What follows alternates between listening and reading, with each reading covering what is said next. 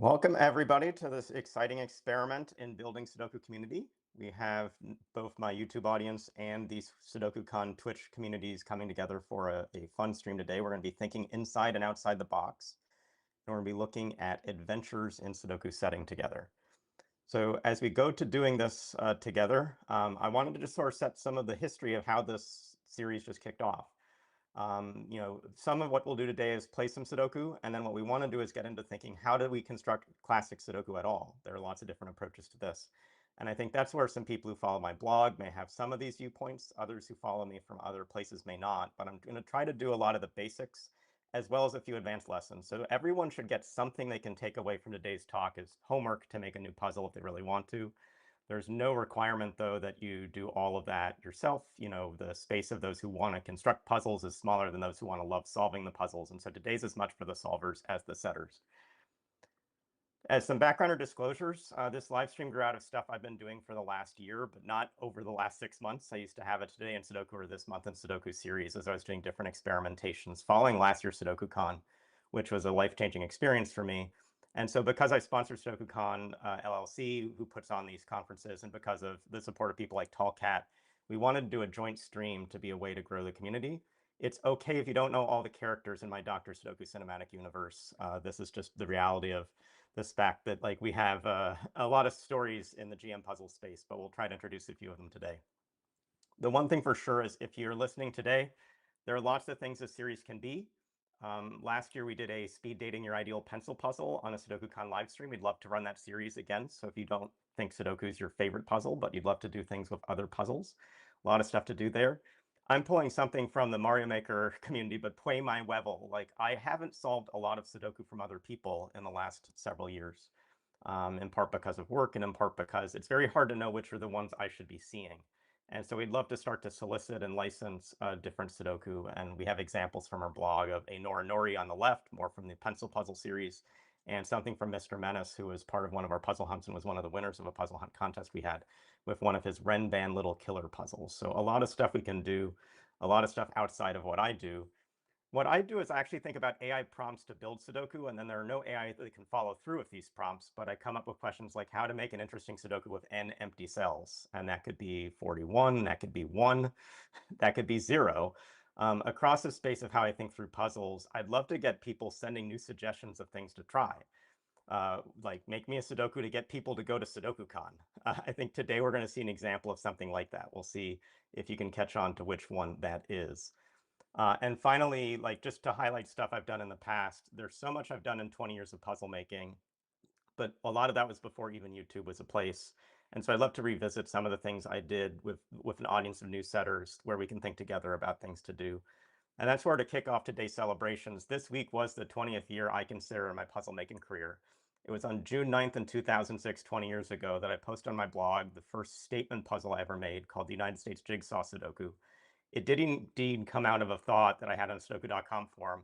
Could you make a jigsaw Sudoku out of US state shapes? Now, there weren't any LLMs you were typing those prompts into. That was just a prompt straight to my brain. I worked on it 4 to 5 hours during my graduate school time at Harvard. Probably had some reactions running on the benchtop, and I just started to sketch out some states. I eventually got 9 states that also had 9 letters across their postal codes. And then magically, I figured out how their letters fit into that grid to give a solution. It worked in 5 hours. If I estimated this today, I think this would take me 40 or 50 hours to do by hand, and I would have used computer. So I got lucky with this first puzzle, but it got publishers interested. It started my career. To me, it's an important milestone for me, even if you've never seen this puzzle, of getting started. This week was also the start of our 2nd year working with GAS, and we'll talk about that story. It's their anniversary on June 7th, their 6th year of doing this. Clover, Bill, Philip, really great series, and it's been great to partner with people from the newer generation of Sudoku setting. And as the final thing, the start of GAS was also the start of our 12 months of Sudoku project. Through my whole life, I've been a scientist, and it was in April at SudokuCon, I asked myself the question, what would it look like if I just married Sudoku? This is a really sort of stupid thing, but we talked about a wedding sort of story for Sudoku. What if I committed myself to Sudoku in such a way, I tried to see how far I could push it in a year, try to even do it professionally, where could I get to? That started our first post of GAS, a group that I met, too, Philip and Clover, not yet Bill, at SudokuCon in Boston. It got to where I started my own ARG or puzzle hunt sort of thing about a story of self-setting Sudoku. It got to where with Nickely, where the president of Nickely was at SudokuCon just as I was. We formed a partnership with LinkedIn where I've been providing puzzles. So Mini Sudoku, now solved by millions every day, launched. It got to where I was doing live experiences at Metagame. I actually got a job as principal puzzle master at LinkedIn, where I'm still working now. We have 3 daily Sudoku through Grandmaster Puzzles on the Netflix puzzle platform. So the best handcrafted Sudoku outside of Japan that I'm aware of are now the ones we're providing there, if you've never seen it. I gave a talk with Yoshi Unpuku-san on the history of Sudoku, got to tell the story from the people who really originated in Japan. For the first time in my life, I've made 1,000,000 puzzles because for a Mr. Beast Salesforce challenge, I actually made 1,000,000 meaningful Sudoku. We'll talk about that story another time. And just a few weeks ago, with one of the partners I met at SudokuCon, one of my stealth mode projects had its first beta test with people. And so the 12 months of Sudoku has a whole lot of stories, not all of which I've shared, but I've been so impressed by the community I've met. I want to work with more and more of you and meet more and more of you. And that's where my first piece of news is I will be at SudokuCon on July 30th through August 2nd in Manchester, UK. If you're not able to join in person, live stream tickets have just gone on sale as well, so you're able to listen into some of the talks. I will have a talk there, likely with Philip Newman, and I'll also possibly be able to bring some puzzles and activities. But really, it's just to meet the great community that's come up and as part of what SudokuCon is.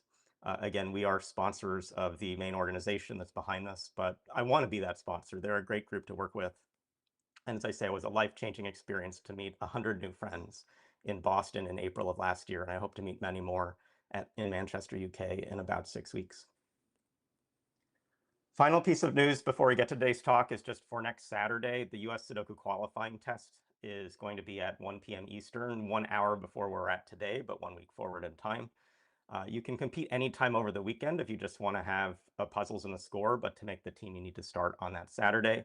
This is for the World Championships in Calcutta, India. And for sure, these are just fun Sudoku. You can solve them without the clock, without the pressure of all that anytime you want to. I used to author these tests. I didn't author them for the last 6 or 7 years. I'm one of the authors and the editor for the test this time. So you'll get some more Snyder Sudoku like you'll see today if you choose to try this out.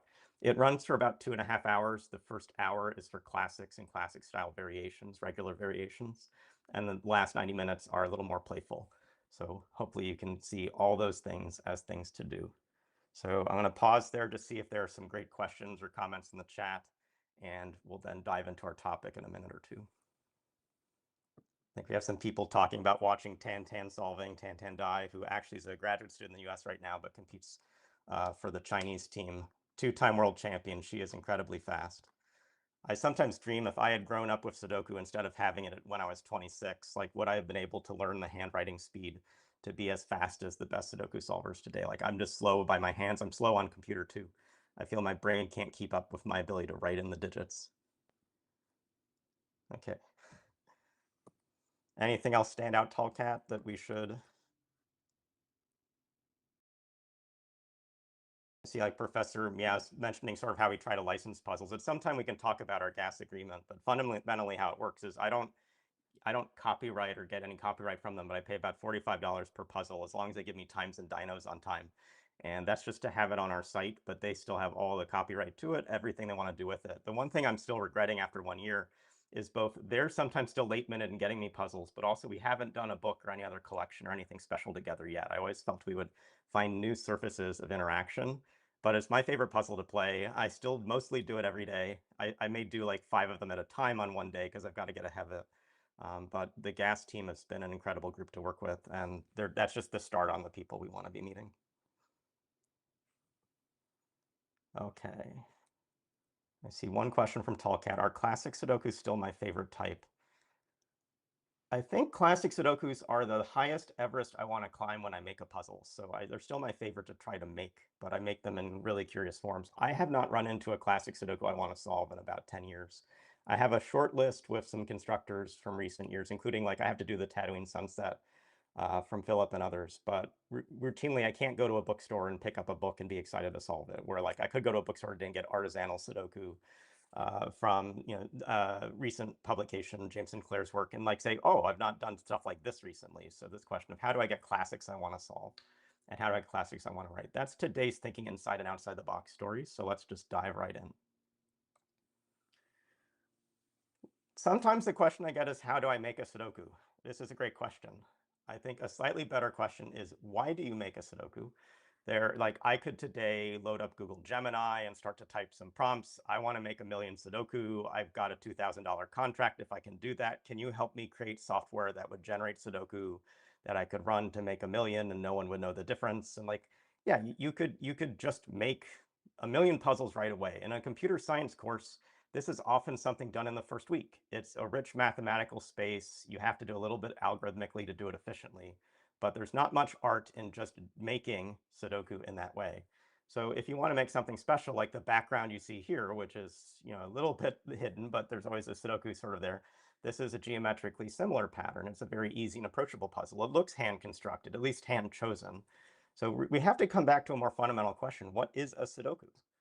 And I'm going to start from the Grandmaster Puzzles side, and then we'll talk to the broader Sudoku community side. To me, a Sudoku is only this on the lower left side. It is exactly, and maybe there are region variations, other stuff things, but the rules are about 3 different no repeat constraints. In no row, in no column, in no bold region, do the numbers from 1 to 9 repeat when you solve this puzzle. This is a puzzle in lots of newspapers. When people see this visual shape, they know what they're looking at. It is not a variant. This is a thermo Sudoku, which is a variant on top of Sudoku. You need to understand what those shapes are doing. This was a puzzle I actually made when the gas puzzle got to me late that I was not able to publish it on time, so I said sorry.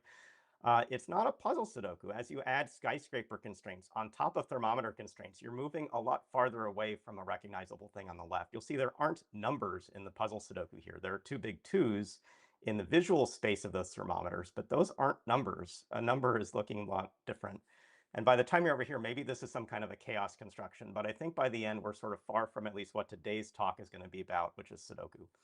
So let me tell you the story of 4 different things. These are all labeled Sudoku and how we think of them historically, but they may or may not be what we would be looking for if we were pulling a puzzle off the shelf. Sudoku started as the puzzle number place in May of 1979. It was designed by a retired architect, Howard Garnes, probably in the late 60s through the 70s, but he finally got it published in 1979. So that's when we consider the birth of this puzzle type. It never got a ton of attention in the US, but it did get some Japanese puzzle makers to bring it back to Japan. In 1984, Makikaji of Nikkei asked his own authors. The picture at the bottom here is actually the very first thing they published in the magazine. This is something like a 40 given puzzle. And Maki saying, I think this could be interesting, send us some examples. And then the community of authors started to send them in. A few years later, the book that's shown just above that image was published. I think that's a 1987 book, but their very first pencil puzzle book of Sudoku, where they have pencil puzzle books of a lot of other kinds of puzzles too, was published. In the 2000s, maybe late 1990s, Wayne Gould, who is a retired judge from New Zealand, ran into the Nikkei puzzles, loved what they were doing, and spent a few years coding a Sudoku constructor and a computer generator kind of approach. And he got it into the Times of London, where he'd say, I'd give you the puzzles as long as you publish a link to my generator, because people want to have more and more of the puzzles when to sell the software. And this is when in 2004 through 2005 and 6, the Sudoku boom happened. Now, Wayne Gould took a lot of time to try to replicate some of the things the Japanese setters were doing, like careful cement symmetry, but also actually like clusters of digits. It's not that just having a 180-degree rotational pattern makes a cool Sudoku. At least the Nikkei definition of Sudoku, and Nikkei has trademarked the word Sudoku in Japan, nowhere else in the world. There's a very specific look for a Nikkei puzzle, and he was trying to replicate it. When the fad happened, though, some publishers had about 2 weeks to make their example of what a Sudoku was. And so it just became in hundreds of books. There was toilet paper, there were fields with puzzles on it, but they didn't have a valid answer. There were 1,905 solutions to this 80-meter by 80-meter puzzle in the lower right here. So the story of Sudoku was a lot of time to get to high quality, and then suddenly everyone was making them. And so if your challenge was to find the good Sudoku puzzles, what would you do? Like what I eventually did by 2007 and 8 and 9 was I would write puzzles, I'd send them to other Japanese publishers, they would send me back their books with my puzzles in them somewhere too, and I'd get the best puzzles straight from Japan. That's different from sort of thinking through what we have today, but if like when I started in 2005, 2006 with the very first Sudoku I solved in my life, it wasn't a puzzle like the one in Number Place and Dell magazines. The Dell number place puzzles always had 36 givens, and actually there were always 4 givens in every row, 4 givens in every column, 4 givens in every box. There was never a place in these grids which was light with information. And most of the tough things that you get in a Sudoku solve are where you have a fully open row or a fully open column. Like some of the interesting places where you'd want to make a pair or find an X-wing, they are not possible in the puzzles as first published. So the difficulty range was very easy to easy. And because of that, it didn't take off in America on its own. Nickely puzzles also handcrafted, and Nickely termed the phrase Sudoku. It comes from the whole sentence, Suji wa dokushin ni kagaru, which translates to the numbers must be bachelors. And Sudoku, as I say, is trademarked in Japan, but it means a very specific thing. These are handcrafted puzzles. They generally have 18 to 33 givens, never more. They're very easy to hard, not beyond hard, and they have very patterned shapes. And so there are different kinds of themes you run into with Nickely puzzles. Sudoku is through the Papacom software by Wayne Gould, published in the London Times, the Times of London. Computer generated, but they're trying to copy what happened before. They're still 18 to 33.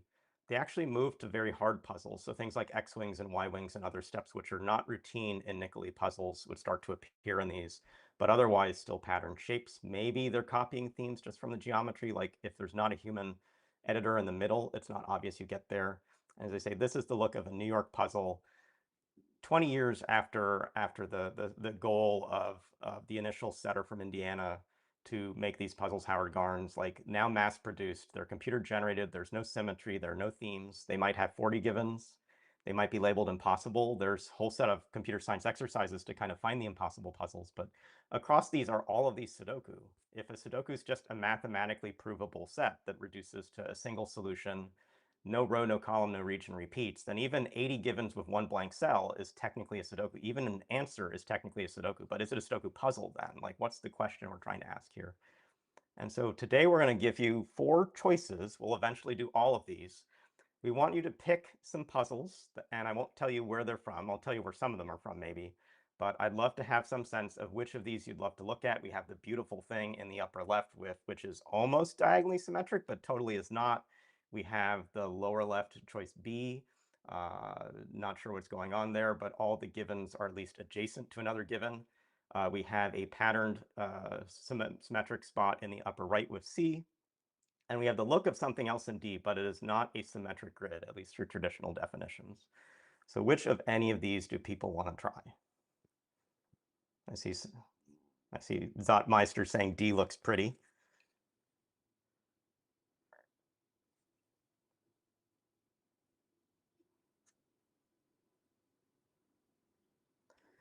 We could set up a poll, like it's going to be biased. I'm for sure going to ignore some part of the results. Like whichever is the favorite, we may do last if I need it to be the last one we look at.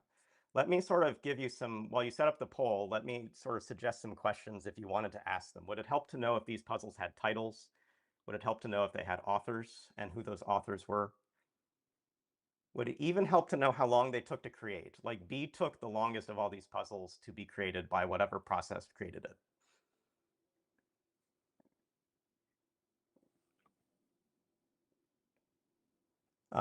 Tane is saying he's seen 1 or 2 of these before. C and D are both previously published puzzles, and as I get to, let's go to this slide. One is from the story of self-setting Sudoku, where I have been pretty opaque about if I made it or a computer made it or me with a computer or something else made it. Puzzle D from the 12 Days of Sudoku is 100% handcrafted from start to finish. The only place I used a computer was to set the PostScript art for the puzzle. So this is my traditional solve right on graph paper approach. Puzzle D is very easy. Puzzle C is more hard. A and B I'm not going to talk more about until I see if anyone wants to approach them, because they don't look as inviting. Like people are saying C and D look interesting just visually, and if A and B are a random computer-generated seed, why would you want to play them? I think that's a good question that some people are asking. So a little more for C, but both C and D. No one is stepping up for A and B. So let me say that A and B are puzzles I made specifically for today. One of them is specifically to get people to come to SudokuCon. They are human with they are human with computer, where even for the puzzle C, I would say it's human or computer. I'm not going to claim authorship on all the puzzles of style C. Does anyone want to pick A or B? Because we're going to start with one of these crazy ones. I see an A from SudokuCon. Well, I guess that's UTalCat, so let's do that. We'll start with A, and my phrase is smashing the Sudoku. That was my channel name like 5 years ago. What I'm going to try to do until we're at a certain point is not solve myself, not guide myself. I'm going to be watching the chat for placements. It's fine to describe them as a number in a cell. R in R2, C3 means place the number 8 in row 2 in column 3. You can describe how if you want to. Some of these steps may be exciting to say, oh, I think I see an X-wing in the ones. Like that could also be enough, at least if we have something to grab onto. If you say you want to see Snyder-like notation, whatever you think that means, I can put little notes in the grid. I actually use this, I use the centers and not the corners. So hopefully you will be able to adjust to how I actually do my notation. And I'm mostly going to let you just play, but I think these are some exciting puzzles. So what I have to do first is grab a thing to cover up the title. But this should be puzzle 1. Tell me if you see it. And as soon as I see some placements for this in the grid, we will get going.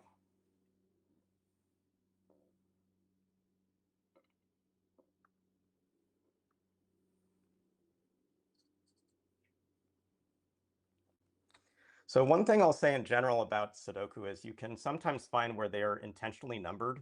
In this case, if you're trying to find how this was numbered, 1, 2, 3, 4, 5, 6, 7, 8, and 9 are just the first instance from the top row to the bottom row going in left to right order. So the numbers right now are basically not randomized. They're just systematically labeled. So that means it's not clear if 1 is a better start or 2 is a better start or anything else. Okay. R6C9 equals 1 is something I'm seeing. And people say that's a 1. Why is that a 1? That's a hidden single. There are 2 other ones in those columns. I see R7C3 is a 1. We've got a lot of 1s coming on. R7C3, that's here.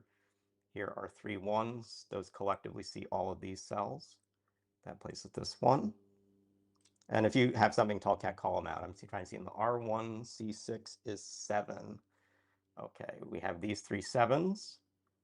They collectively see these cells, but not this cell. I agree that is a 7. Art. Okay, let's get all the way to there. I think that's probably a placement just before that will help with that. But let's imagine it. I actually can, yeah, I'm going to have to do it this way. If 2 is sweeping down here, then this choice for a 2 is gone, and these choices for a 2 is gone. So the only place in column 1 for a 2 is right here. I see R2C4. Sorry, R2C2 is a 4. Here are 2 4s. Last place for column 2 to have a 4. R1C8 is a 6, same kind of placement. These are all hidden singles mostly. So 6s sweep across these cells, put a 6 in here. We're doing really fast on this so far. R2C7 is... Some part of what's in that statement is incorrect because I'm seeing that's a 5, so I think it could be some other cell the person's meaning to, so I'll jump over that. R9C9 is a 4. All right, same kind of thinking as we had before. In this column must be a 4 somewhere. This 4 eliminates these cells. These are already filled. This 4 right here eliminates this cell. This is the last place a 4 can be in column 9.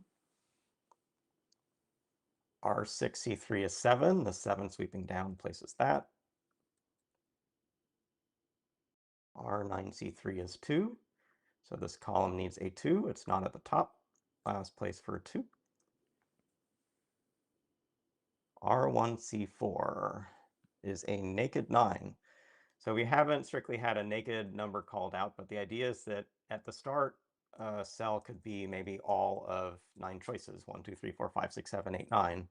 If we go through this cell and say, well, it sees a 1 to the left, it sees a 2 to the left, it sees a 3 in the box, it sees a 4 in the box in row, it sees a 5 in the box, 6 in the box, 8 in the box, 7 in the box. It's left with just the choice of 9. So naked single is when there is one option. That is absolutely a 9. R37 is... R3C7 is 2. I agree with that. Great. Let's sort of think through that. 5 coming across, 5 coming up. Here is a 5. R7C9 is a 7. The great thing with chat is they're all finding things. They're not like the next place you'd be looking. So let me briefly jump in and just suggest a thing. Like after I place 7s, if chat was moving without a 15-second delay, they'd say, well, that 7 helps me recognize I need a 7 here. And I get that 7, so we'll just sort of do some fill-in. I don't know that someone hasn't said R8C1 is a 7, but those ideas all flow. I won't sort of do any more bias from there, but I think these are all people looking and they're always getting some numbers. What do we have? R9C8. I think I'm seeing that as an 8. Let's see if we can justify that. So is that about this column? That looks pretty open. It's probably thinking about this row. 8 can't be here. This 8 says it can't be here. This has to be an 8. Box 4, R4C2 is 8, and this is 6. So yes, 2 digits to go, 8 and 6. 6 is over here. This is my favorite thing when I'm sort of listening to people. Let me see, I think I tapped. Yeah, I have to remember the key to get me back. There we are. When I hear people on stream sometimes say, and by Sudoku, this is an 8, and by Sudoku, this is a 6. Yes, by Sudoku, all these things are true, but I'm trying to talk out the steps. Someone may think there might have been an earlier one I haven't hit, but right now I think I'm up to date with the chat that I can see. We're doing awesome. Does anyone think they see where a theme or some surprise in this puzzle is starting to come out? As soon as I hear that, I will reveal the title of the puzzle. But I think we've got some good statements. These 2 digits are a 3 and a 5 is what someone's saying. And because of this 3, the 3 is up above, the 5 is down below. Fully agree. We have, this has to be, it says an 8. So 1, 2, 3, 4 are in the row, 5, 6, 7 in the column, 9 in the row. Only choice left is an 8. I agree. R2C7 is a 2. This 2 sweeping up has just one choice.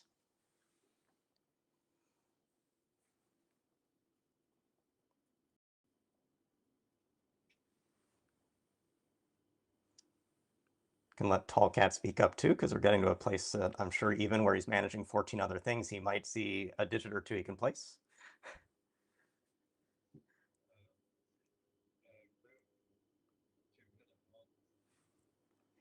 So different ways of getting that, but for sure one way is just seeing all these 8 don't have another spot.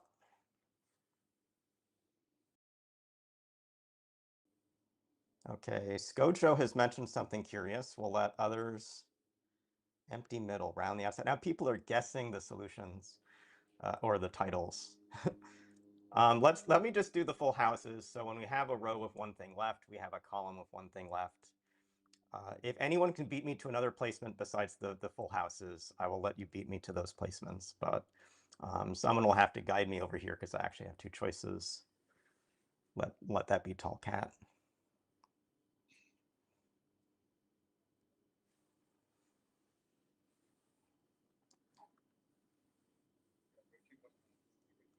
So we've got a full house, we have another full house, and we have a full house. Okay. Today's puzzle is called Escape Room. It takes a few minutes to get trapped and an hour to escape, so we have to do something to do anything in these 5 cells. There are no hidden dots, there's no anti-night constraint, it's just a classic Sudoku, but I don't think anyone has seen, well, unless you've played my Sudoku before, I don't think people have seen this as the natural flow of a Sudoku puzzle to its sticking point. But we are now stuck in the Sudoku together. I'm now on your side, but I don't know anything about Sudoku. Tell me how to solve this. You might want some notation. I don't know. Like, tell me. Like, I just assume I'm as intelligent as ChatGPT in solving Sudoku puzzles. Give me some instructions. I can describe what steps mean.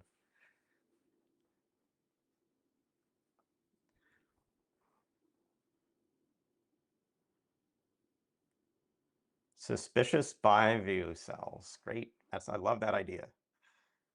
Pencil mark everything. Okay, now one thing I can't do in Sudoku Pad is hit a button and pencil mark everything. I also can't do that when I'm in a Sudoku competition live, but I'm happy to choose a cell or to slowly go cell by cell. Like every 10 seconds, I can do another cell. If people tell me the cells they most want pencil marked, I can pencil mark those. But let's just start here. And so when people talk about pencil marks, the idea is, again, it can start with all 9 values. There's not a 1, there's not a 2, there's not a 4, there's not a 6, there's not a 7, there's not an 8, there's not a 9. That cell can only be a 3 or a 5. Okay, I see something about let's get box 9 done. So the boxes in a Sudoku are 1, 2, 3, 4, 5, 6, 7, 8, 9. So we're going to mark these 4 cells. This box has the fewest choices left for it. So 3, 5, 6, and 9 is how I think about this. So I sit in a cell, I look for 3s, 5s, 6s, and 9s. In this case, this looks like 3, 6. This looks like 3, 5. This looks like 6, 9. And this looks like 5, 9. Is that right? Let me just double check. Okay, I think that's credible.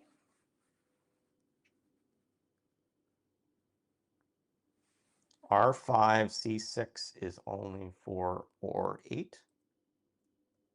Let me see if I believe that. 1, 2, 3, 5, 6, 7, 9. Yep, that's a buy value cell. R7, C4 is 5 or 6. 1, 4. I think that can also be an 8. R8, C4 is only 5, 6. I believe that.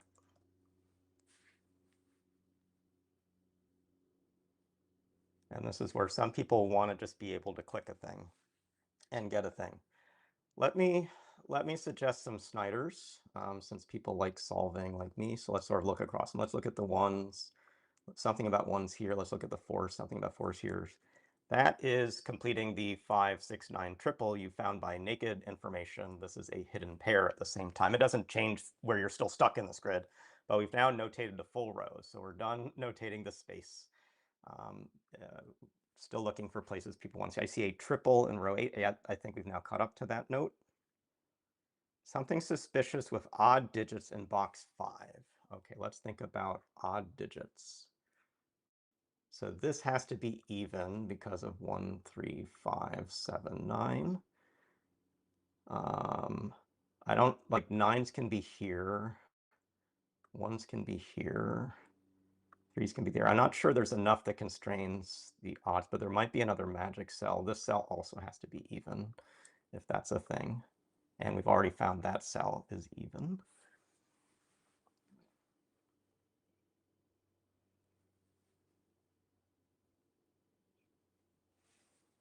Two, 4 in box 6. Let's look at 2s and 4s. They swipe here and here. This is 2, 4. If you care, I'll just mark that it's an even. Ignore the color if it's not helping you, but so this would be out of 3, 5, 9, and there's a 5 in the space. R4, C5 is 1 or 7. 2, 3, 4. I agree.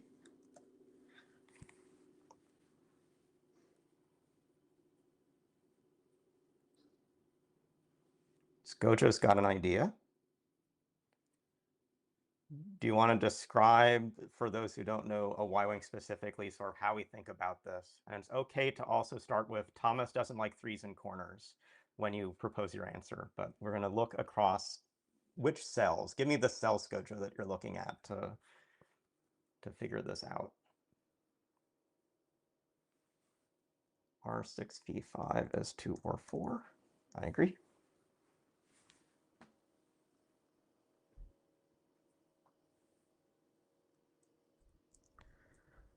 So I'm going to remove the colors because this isn't about even or odd, but some puzzles are about even odd. It's a great pattern to spot. When you're boxed in, you sometimes want to know the things that are surrounding you. And so the 4 corners of the 5x5 are important. Let's look at those. This is a pattern that for me is sometimes on the harder edge to see until I recognize bi-value cells are rare. So when I have bi-value cells, I wish I could do this with Sudoku pad notation, but let me briefly do it this way. Let me see if I can get the corners to work for me. I'm going to do corners and centers and see if this is confusing, but I think I know how to... Sorry, I will explain this in a bit, but let me just do the thing first. And let's see, this is 5 like that, and then this is going to be... I think I keep this as 5, 9 when I'm doing this. Okay. One nice way to do notation sometimes is the upper left is one option and the lower right is another option. So we knew this was a 3, 5 cell. In some world where this is a 3, this becomes a 9. Sorry, let me fix that. This then becomes a 5, and absolutely this is a 6. So 3 becomes 9 becomes 5. That removes the 5 choice here, and it's a 6. In some other world, this is just a 5, and then this is also a 6. So the flow of this cell to this cell to this cell sees this cell too, and the chain is 3, 9, 5, or 5, but both of these have a 5 pointing into the cell. So if you're not used to seeing Y-wings or seeing how that happens, This is a puzzle that is hidden singles until you get a 5x5 box, and then you absolutely need to spot a Y-wing. There's nothing else I know that's not a much harder step than a Y-wing to make headway, but we now know that is a special position. Let's put in the 6 and let us finish this puzzle together. We've made some notation that should help us. So this isn't a 6. This isn't a 9. This isn't a 5. One thing you do with notation is erase it. I don't see this often enough with solvers, but this isn't a 3. And we still don't know this cell, but I still hate 3s in corners, so you can keep that in mind as we keep solving.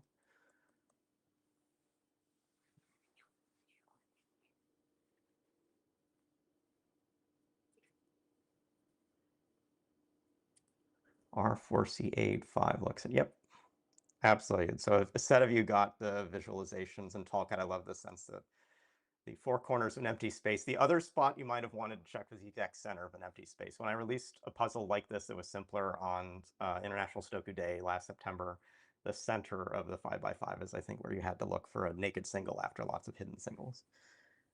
Can we just overwrite pencil marks with big digits? Sure. We can do lots of stuff. Let me just place the last 9. Let's see, do we know any of these? Let me remove the color. This is 3, 7, 8. Not an 8, not a 3, not a 7. Here's 3, 8 again. There's a 1. I think this is also a 5.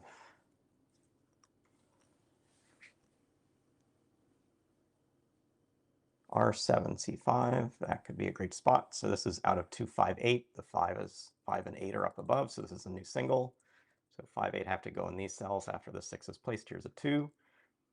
Here's how this form of notation works quickly. We place a 2, that overwrites this 4, puts in a 2, puts in a 4, overwrites this 4 to an 8, overwrites this to a 7, a 3, and an 8. So it's not always Snyder-like, but for me, my notation is an either or, so 2 things. It's a by-value cell, 2 things.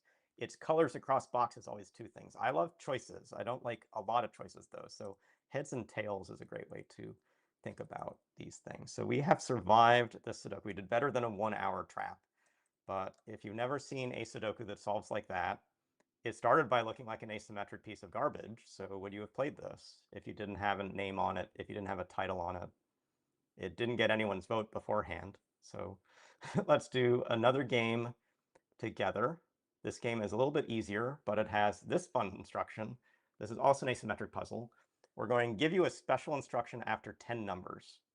And hopefully this is the grid that gets you to SudokuCon, but we'll sort of figure out if you're fascinated by this magic trick like the last one.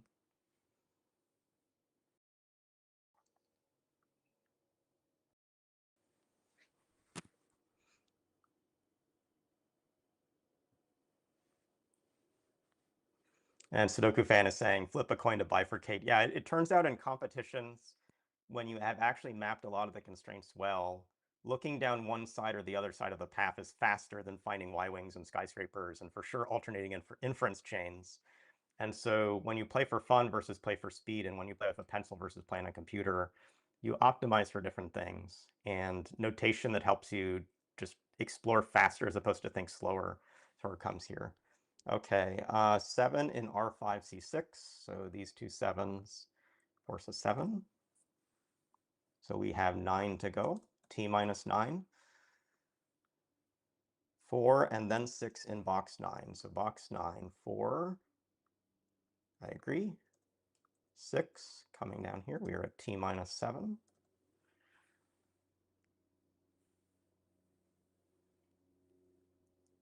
This looks like 8 in R5C8. So let's look at this.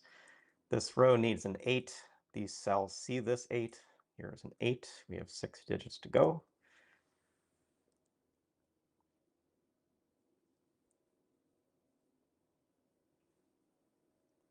R1C2. Okay, I don't yet see what people are telling me to place there, but let's think about what that is. It doesn't look like it's numbers sweeping up, so this may be more of the naked variety. 1, 2, 3, 4, 5, 6, 7, 8. That is a naked single 9, only value that goes there. Okay, 4 in R5C1. So 2 values left here, 1 and 4. There's a 1 right above, so I get a 4 and then a 1. We are at 3 digits to go. This is exciting. You're falling into another trap. I don't know if you see the trap yet. This has been obscured. We've got to decode the instruction to understand today's trap.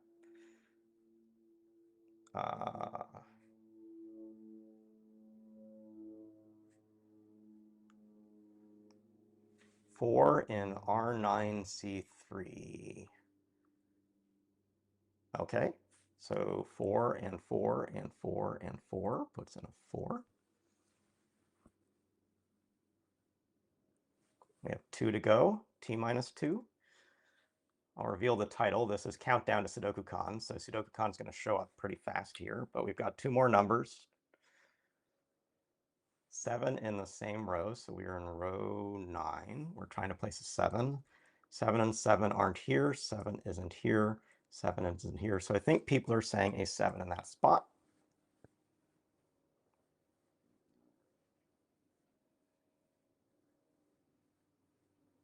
One to go. And then a lot more after that too, but we're gonna be stuck after one more to go, hopefully. And we've got a 7 right there in R8. You have activated my trap card once again. So we have this in Rod 13 text. Let me slowly copy into this what that stands for. You can trust me on this. This is turn your head 90 degrees to the right and tell me what you see.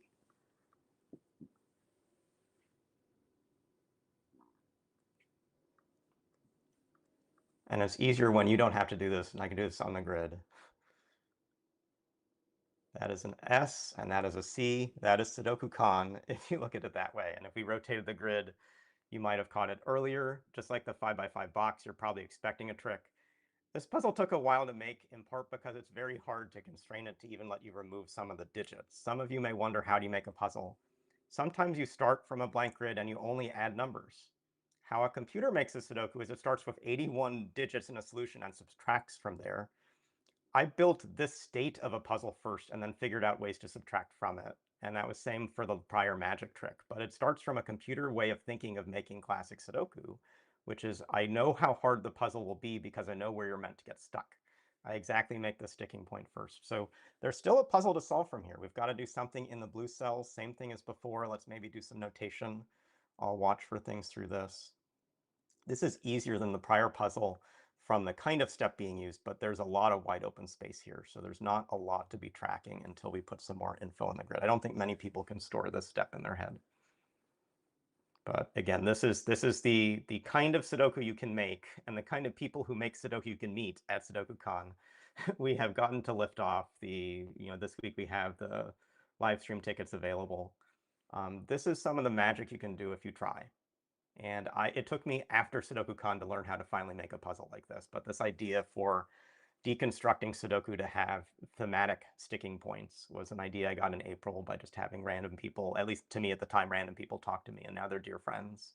And they're equally motivating people to be with. So let me see if we have C7 looks interesting to me. Let's just notate some about C7. I'm just going to do full marks if that helps you a little bit. 2, 8, and 9 are down in the space. So what's left over? 1, 5, and 7. So we have a 7 here. This is a 5, 7. This is a 1, 7, and this is a 1, 5.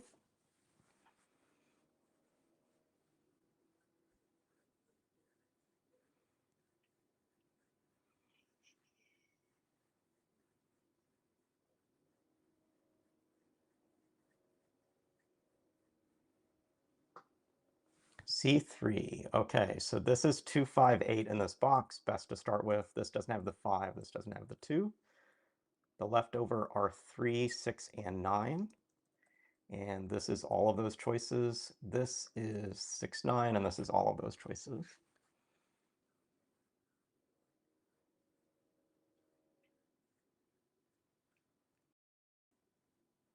9 in box 6 looks left. This is a concept we'll just call a pointing pair. So a 9 is down here, which means a 9 is in here. In my notation, I'd have a 9 on this edge, but this 9 looks to the left. So one way to make progress in this puzzle is to recognize this cell can't be a 9. And that means we can put in a 6. I'm happy to go forward from that breakthrough. I'm also happy to eventually share one other breakthrough. But that, to just do full marks over here, this is 5, 9, and 1, 9, but the pointing pair is one break-in.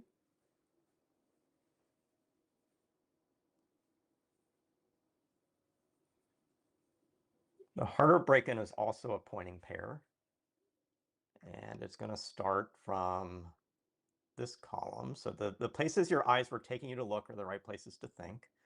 It impacts these cells. So there is a 2 in blue, and the 2 in blue may also get you somewhere. I have 2, 4 in box 5. Yeah, someone caught up before I even showed it. Here's how this goes. So where does a 4 go here? It's in a Snyder notation 2-spot choice. Once you have this 2 marked, where's a 2 go in here? It's got a Snyder notation type 2 choice. What can this cell be? It can be a 1, 5, or 9 looking this way, but it's not a 5 or a 9. It's absolutely a 1. So either of these two cells are the only cells you can actually solve with standard techniques, or until you go all the way down to some crazy AICs or other things. You're meant to find pointing pairs or this pair into stuff. So good state for this grid. Let's keep going.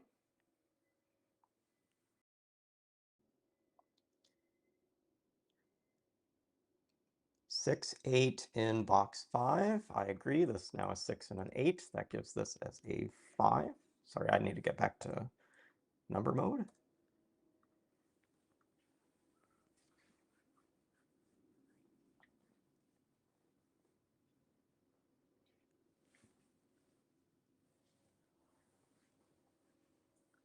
Resolves box 6. Oh, sure. The 6 coming across, this 6 coming here.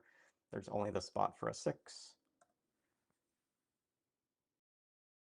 This now puts an 8 coming up, just natural flow. Let's just do the full house. I'll always do full houses from now on. That's when there's one last thing to enter. We've hit a Snyder notation, so we're just going to do Snyder notation. We move that choice, put in that choice.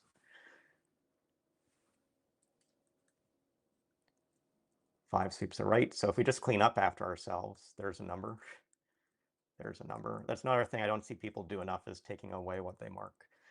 A lot of people use conflict detection, which is great. You can see it, and then you'll fill it. But like, take away that 9 from above. 6 in row 7 is in column 2.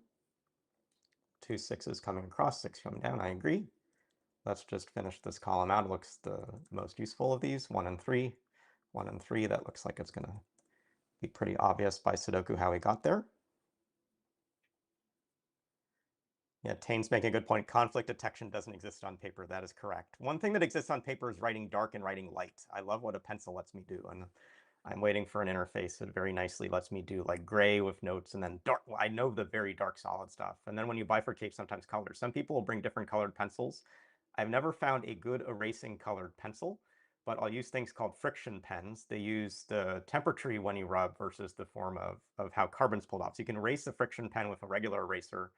Sorry, you can erase a friction pen with the friction pen eraser, and then a regular eraser erases both graphite and other stuff.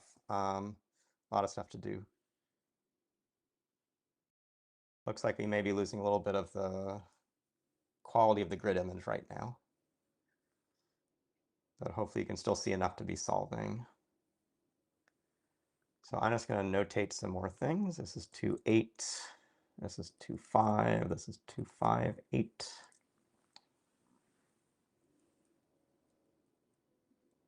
This is 1, 3, and 8. So 3, 8, 1, 8, 1, 3. This is 2, 6, 9.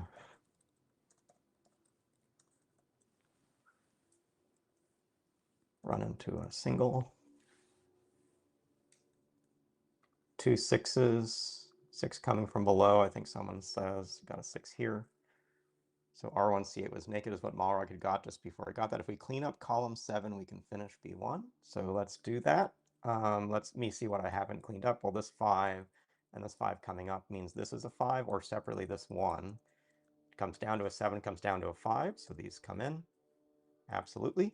That gets us over to box 1, I agree. Remove that 5, so this is the 5, this is the 8, this is the 2. Remove this 2, 9 and 2. We put in an 8, so this becomes 3, removes a 3, 1. Again, you just type over these, but the notation helps you always get your next placements. You now may see it or not spot it, but I start to think 4 and 7. I see a 7, I put in a 4 and a 7, remove a 4. One thing that happens in my solve is I play ping pong a lot. I don't know if you know that term, but placing a 7 gives a 4, so I'm looking for a 4. It gives me a 2. I'm looking for a 2. I'm still looking for a 2, but that's because I'm now going to go vertical to horizontal. So now I'm going to look this direction for a 2, but I still don't have it. But I now see, oh, I could have erased that. That gives me an 8, which gives me an 8. That moves up a 2, which gives me a 2. That gives me a 9, which gives me a 9, which gives me a 9. This 3 is the last of its kind, but this 5 plays ping pong again, and we have countdown to Sudoku. The very first solve in this universe of this puzzle took the whole group to get there, but these are some of the stories you can get from Sudoku in different ways. Again, those are not the typical ways you make or solve these puzzles, but they are things you can do in puzzles. So this is probably a good time for a break, but we're going to come back with a simple story and try to set something like this puzzle together. And then we'll go to a harder puzzle, but then talk about how I, as a designer, think about laying stages by stages, but also the sense of build up, tear down, build up, tear down. It's going to be very hard to replicate what C does without some tooling. But there are lots of stories in the world of Sudoku. All of these are masterpiece puzzles. They just don't look at it until you play them. So let's take a 5-minute break, but thanks so much for playing these games with me, and keep the chat and questions coming.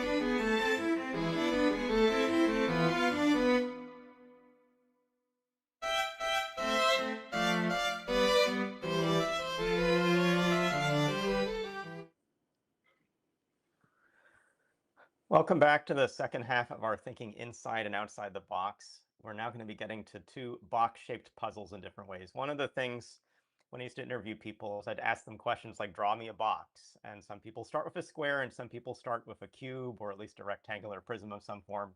I think the words we use sometimes define how we think, and that's where even when I say Sudoku, what you think may be what you see and not how you dream. And so I want to step back to how we dream as players. And if you're thinking of constructing a puzzle, the story for me is, imagine I'm a 5-year-old child, I'm getting this puzzle on Christmas. How am I going to experience it? How am I going to play it? How is a parent leaving something for me to find?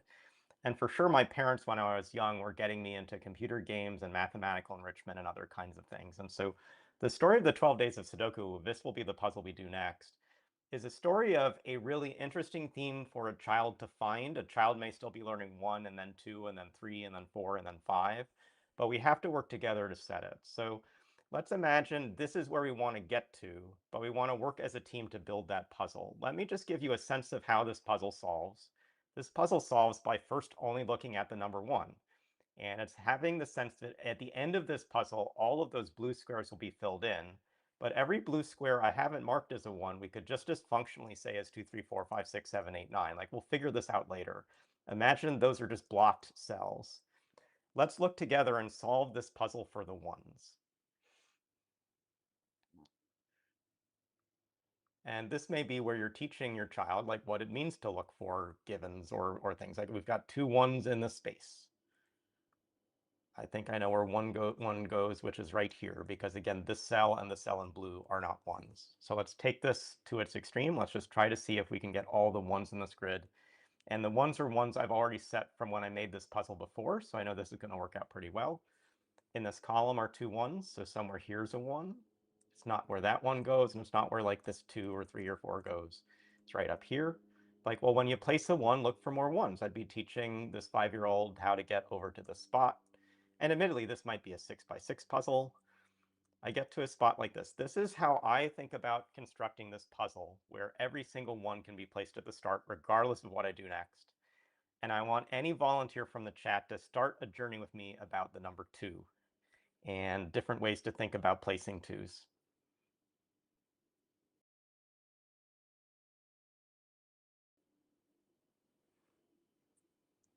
Let's imagine you wanted to place a 2 in this row. And let's imagine none of the blue cells are 2s. Where could you place a 2 to place a 2 right now at this moment in the puzzle?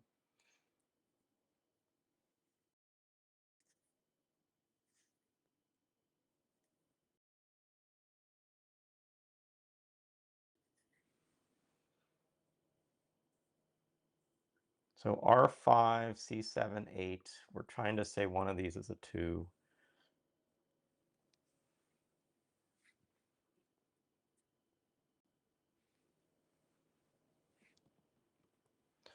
Because I think what I'm trying to eventually get you to understand is like, where are you getting more cells under your control as a designer? But at some stages, we still maybe need to think as a solver. So in the same way, like 2 1s got me a 1 here, it's possible at this time to say like this is a 2 and this is a 2, and that gives me a 2 here. So that's one kind of way you go, is the way we've done before. Sorry, I want to keep that in. There we are. Let's say I just wanted to make this cell be a 2. Let's think backwards. To have this cell be a 2, I kind of need to remove this cell from being able to be there. If all these, let me just mark these first. We're going to say these are 3, 4, 5, 6, 7, 8. I don't know which ones, but they're very much not 2. So by the time you see the final puzzle, it'll be very clear these cells are not 2. But at this moment, that might be trickier. So we want to figure out how to get a 2 there.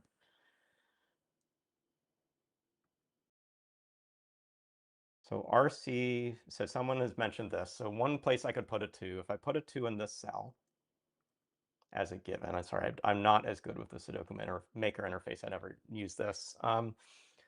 This 2 coming up would now remove the last spot for 2 in this row. Let's imagine this row looked like you could put a 2 and 3 in it. Like, let's say this row were 4, 5, 6, 7, 8, 9, and you're going with your child. Again, it'd be better if like the one's over here, but it's like, let's count. 1. Do I see a 2? Do I see a 3? I see 4, 5, 6, 7, 8, 9. Then any number in this column, like a 2 here or a 2 here, and any number in this column, these two would force this. So at this stage, if I put a 2, as I think it was Professor Miyazawa said here, you get a 2, and technically you get that 3, but let's imagine we weren't thinking about that 3. These two 2s would now also put a 2 up here, as long as you agree that these aren't where 2s go. And so what we are sort of doing is, in dark ink, writing the puzzle that we'll see. Again, I may take back some of these steps, but we're also adding in what the solver is going to find. And so we're tracking together. Like when I do this on paper, I have 2 separate grids. It's very easy to have a left grid and a right grid, and most of the erasures are on the left, but a solved copy is on the right. I'm writing the puzzle as if I'm solving it. And in doing that, I know one way a solver can go through this puzzle is, first I look at 1s, I get all 9 1s, so 4 givens, 5 placements, and then I look at 2s and I say, oh, there's a 2, there's a 2. We still need to get some 2s down here, and one of these 2s is absolutely going to be in blue. We still need to get a 2 in this column. We need to get a 2 anywhere here. Does someone see a place they want to try to force a 2 at this moment in this grid? Again, we're just going to, let's just go with this. This row is a little interesting, but we'll just go with it. We can take this back if we need to in the future, but what won't be affected is this 2 or this 2. Like if this suddenly became a 3, let me tell you what we can now do. We can functionally say this cell is also blue, because we have specified enough that we're in full control of what that cell will be. We don't have to have it in our visual pattern, but we own that cell. We control that cell. If we wanted that to be an 8, we just make sure that an 8's not in that row. So let me sort of come back. I'm bad at these colors. I'll get this in a second. Every time I type a number, I'm getting the color, not that. This is effectively where we're at, and we just don't need to say at this stage that we actually know what these numbers are, because again, it's because those numbers were filled in that the rest of the puzzle's true. But this is the state of the puzzle right now. We have 3 2s, but a lot more blue cells we can put a 2 into. So R8C1 and R2C5. Let me see, R2C5. Okay, here someone wants to place a 2. Let's scope what this looks like. And R8, so I'm just making sure I'm reading this. R8C1. Okay, here's a 2. Let's think through some of the things that gives us. So this 2 and this 2 coming across. Say there's a 2 in one of these cells. This 2 down here says that it's possible the 2 has to go in the empty cell if it's not in this blue cell. Again, we can control this. We could also actually say this is where the 2 goes, and then have a choice between these to place the last in this column. So one thing we have to think about is, how are we going to force a 2 in these cells? One very bad thing is it has to be in one of these 4 cells, because if this is where that 2 goes, nothing's going to be steering it. Now, because of this friendly little 1 down here, it turns out that this 2 working with this 2 also gives this 2, and then as long as we don't think we're putting a 2 here, that is actually how just these 3 numbers, I love how this went, these 3 numbers give us 6 2s. So I can't see the name of who sent that. Sorry, Skojo sent that. Awesome suggestion. We've got the 2s. Does someone else want to try some placements with the threes as I just mark these in a solid. And we also want to think these two cells are almost under control, but there's still one option for them. This row, let's take an inventory. What spaces feel harder? Like this space is still very open. These are more closed, but we might be worried about like a top down. But I think we're in good shape for this gift wrap box. I'm very sure we're going to be able to finish this with what we're looking at so far.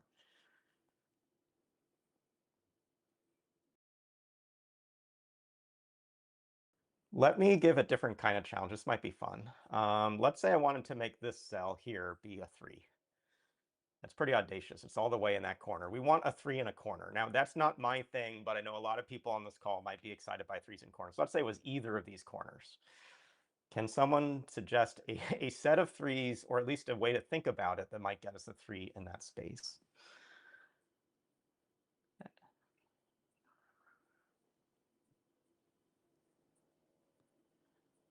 And if that's too hard a challenge, we can step back to an easier one. But I know this is the critical moment in this puzzle to do 3s in that. So we want a 3 in blue in row 2. I agree.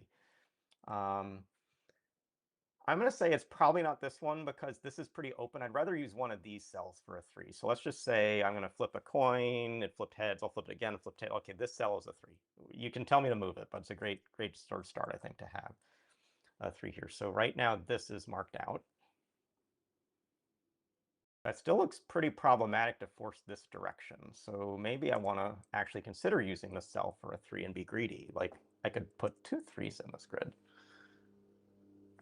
And then as long as I have something here, let's use this big row. The big row has a lot. Let's keep this cell. Like we're going to be strategic and say putting a 3 here might be a little more than we want to force at this moment.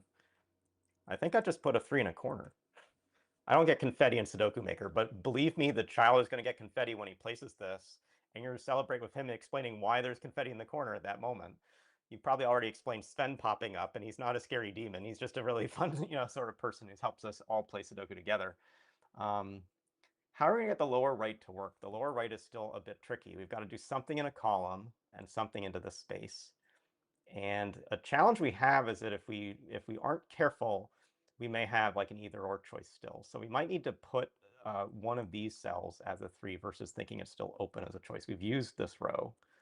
So let's just say this is the 3. That's obviously where the 3 goes if we're going to get that corner. Any of these cells will work for us. How do we place one of these to get the rest of the puzzle to just go? Which might be a bad cell? Here is the worst cell of all the cells to place in. Let me explain why. You get a 3 in this corner, but now you have an either or, you have an either or. These are Snyder notes. You can't go farther to get all the 3s all at once. So let's say we didn't do that. If either of these two cells is a 3, then it's still the case that these 3s coming down, this 3 going across, we get a 3 in the corner. Love seeing that. We get a 3 exactly here. And now whichever of these we actually fill in puts it there. So let's just flip a coin. We like that one. We are now in a great state with this puzzle where we have 2 3s in the corners. In this box, I guess you could get 8 3s in corners if it's actually a cube, but this is as much as we can get in a 2D grid. Let's just keep going. Let's go to the 4s. Are people excited for how we're doing so far? We're getting a pretty good puzzle made. Let's quickly check back and see if this looks like the grid we had before. No, like this, there's a 5 there. Like this is a new game. We start off the same 1 pattern, but we're packing this box in a new way. We're wrapping it differently. Let me give you a sort of strategy thing as you get later in these grids. We're still looking at the harder spaces to fill. It's sometimes nice to force a number in a spot like this because then this whole box is controllable. Like a number here, this whole box. Right now, this whole row is controllable. So if we're thinking about 4s, it might be nice to do something that gets us a lot of 4s and fast. So is there something that we could do to, for instance, fill box 3, box 6, and box 9 with 4s all at the same moment? Just one value. And again, you can say blue is not 4 wherever you want to.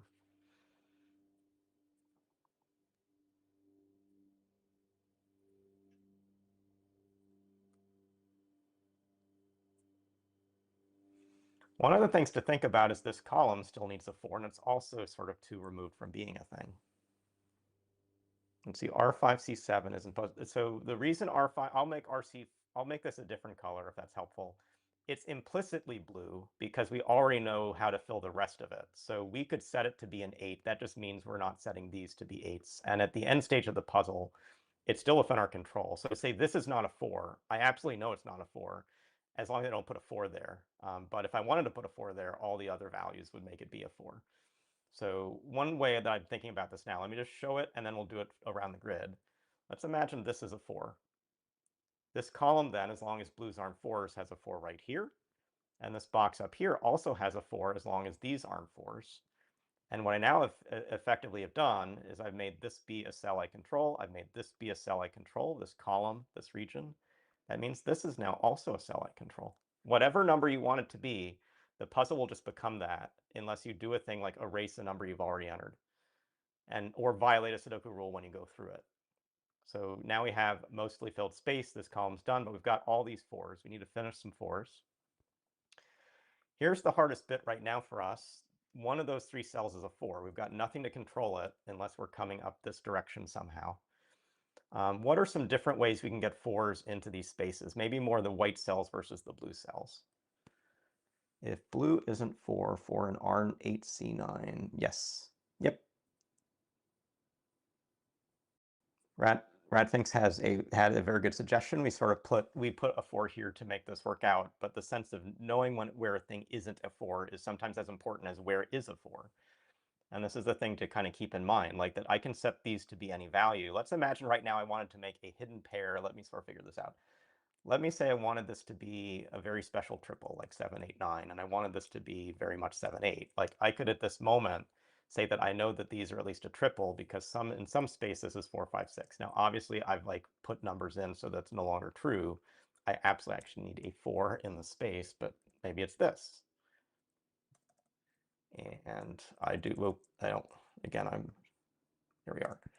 What if this were 4 and this were 5? But let's actually, we've got different ways to think about how you're building a Sudoku step. Right now, we're only trying to do singles. So I guess that's like a good thing I'm trying to remind myself, Ethan. But if I wanted to place an X-wing in the grid, I've got some X-wingy spots. Let's find some good X-wingy spots. That's not going to be an X-wingy spot. Yeah, I think I have to take back. If like this weren't here, I have some X-wingy spots. Probably more like these. I can start to think about. I need a number here that clears this. I'd have a number in box that clears this. I'd change one of these that's coming across. So where are we at with thinking of other 4s?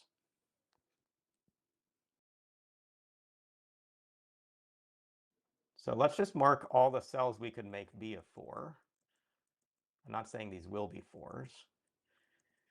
We only have one choice in column 2. We have one choice in column 3. They're also in the same space. So you've got a little bit of a headache here in the center, where actually all of these, I'm just going to mark all the cells that can still be 4s as well. And a lot of these are in white. So have we painted ourselves into a corner, or do we still have a shot?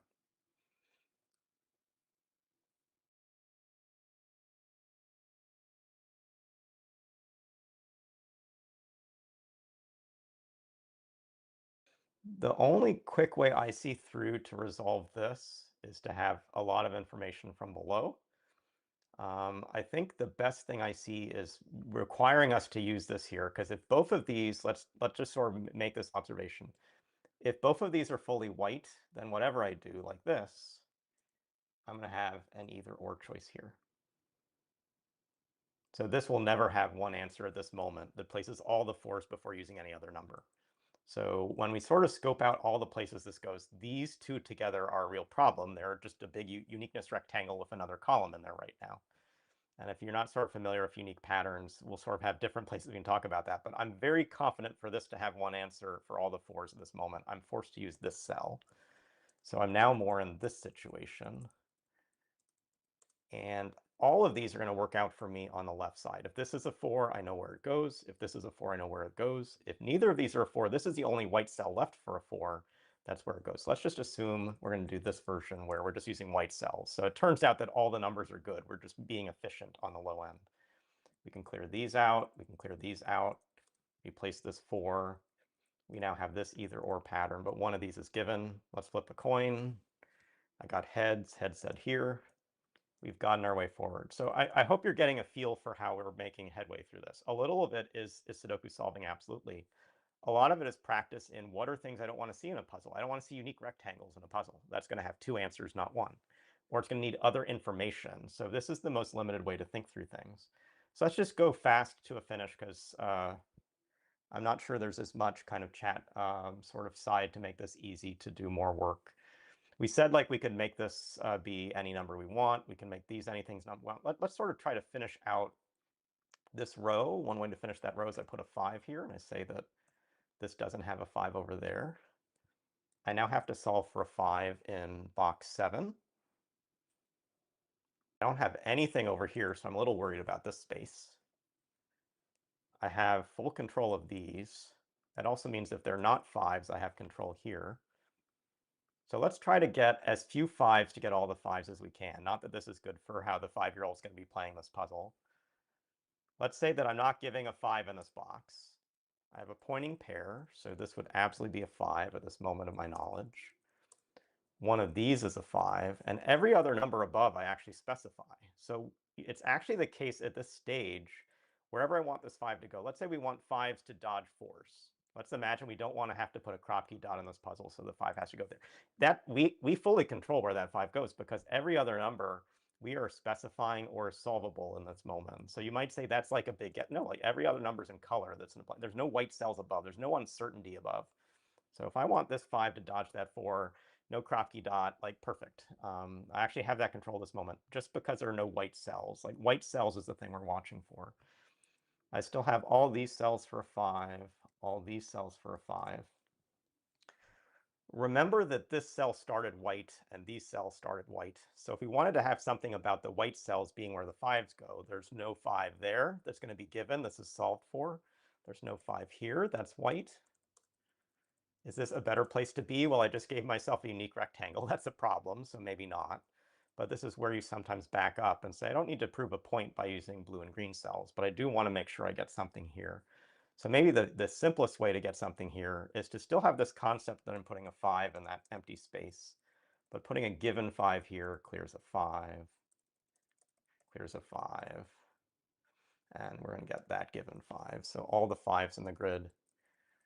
This cell is now the last in its row or column or region. This cell is the last in that. This is the last in that. This is the last in this space. What is the hardest thing left to fill in this puzzle?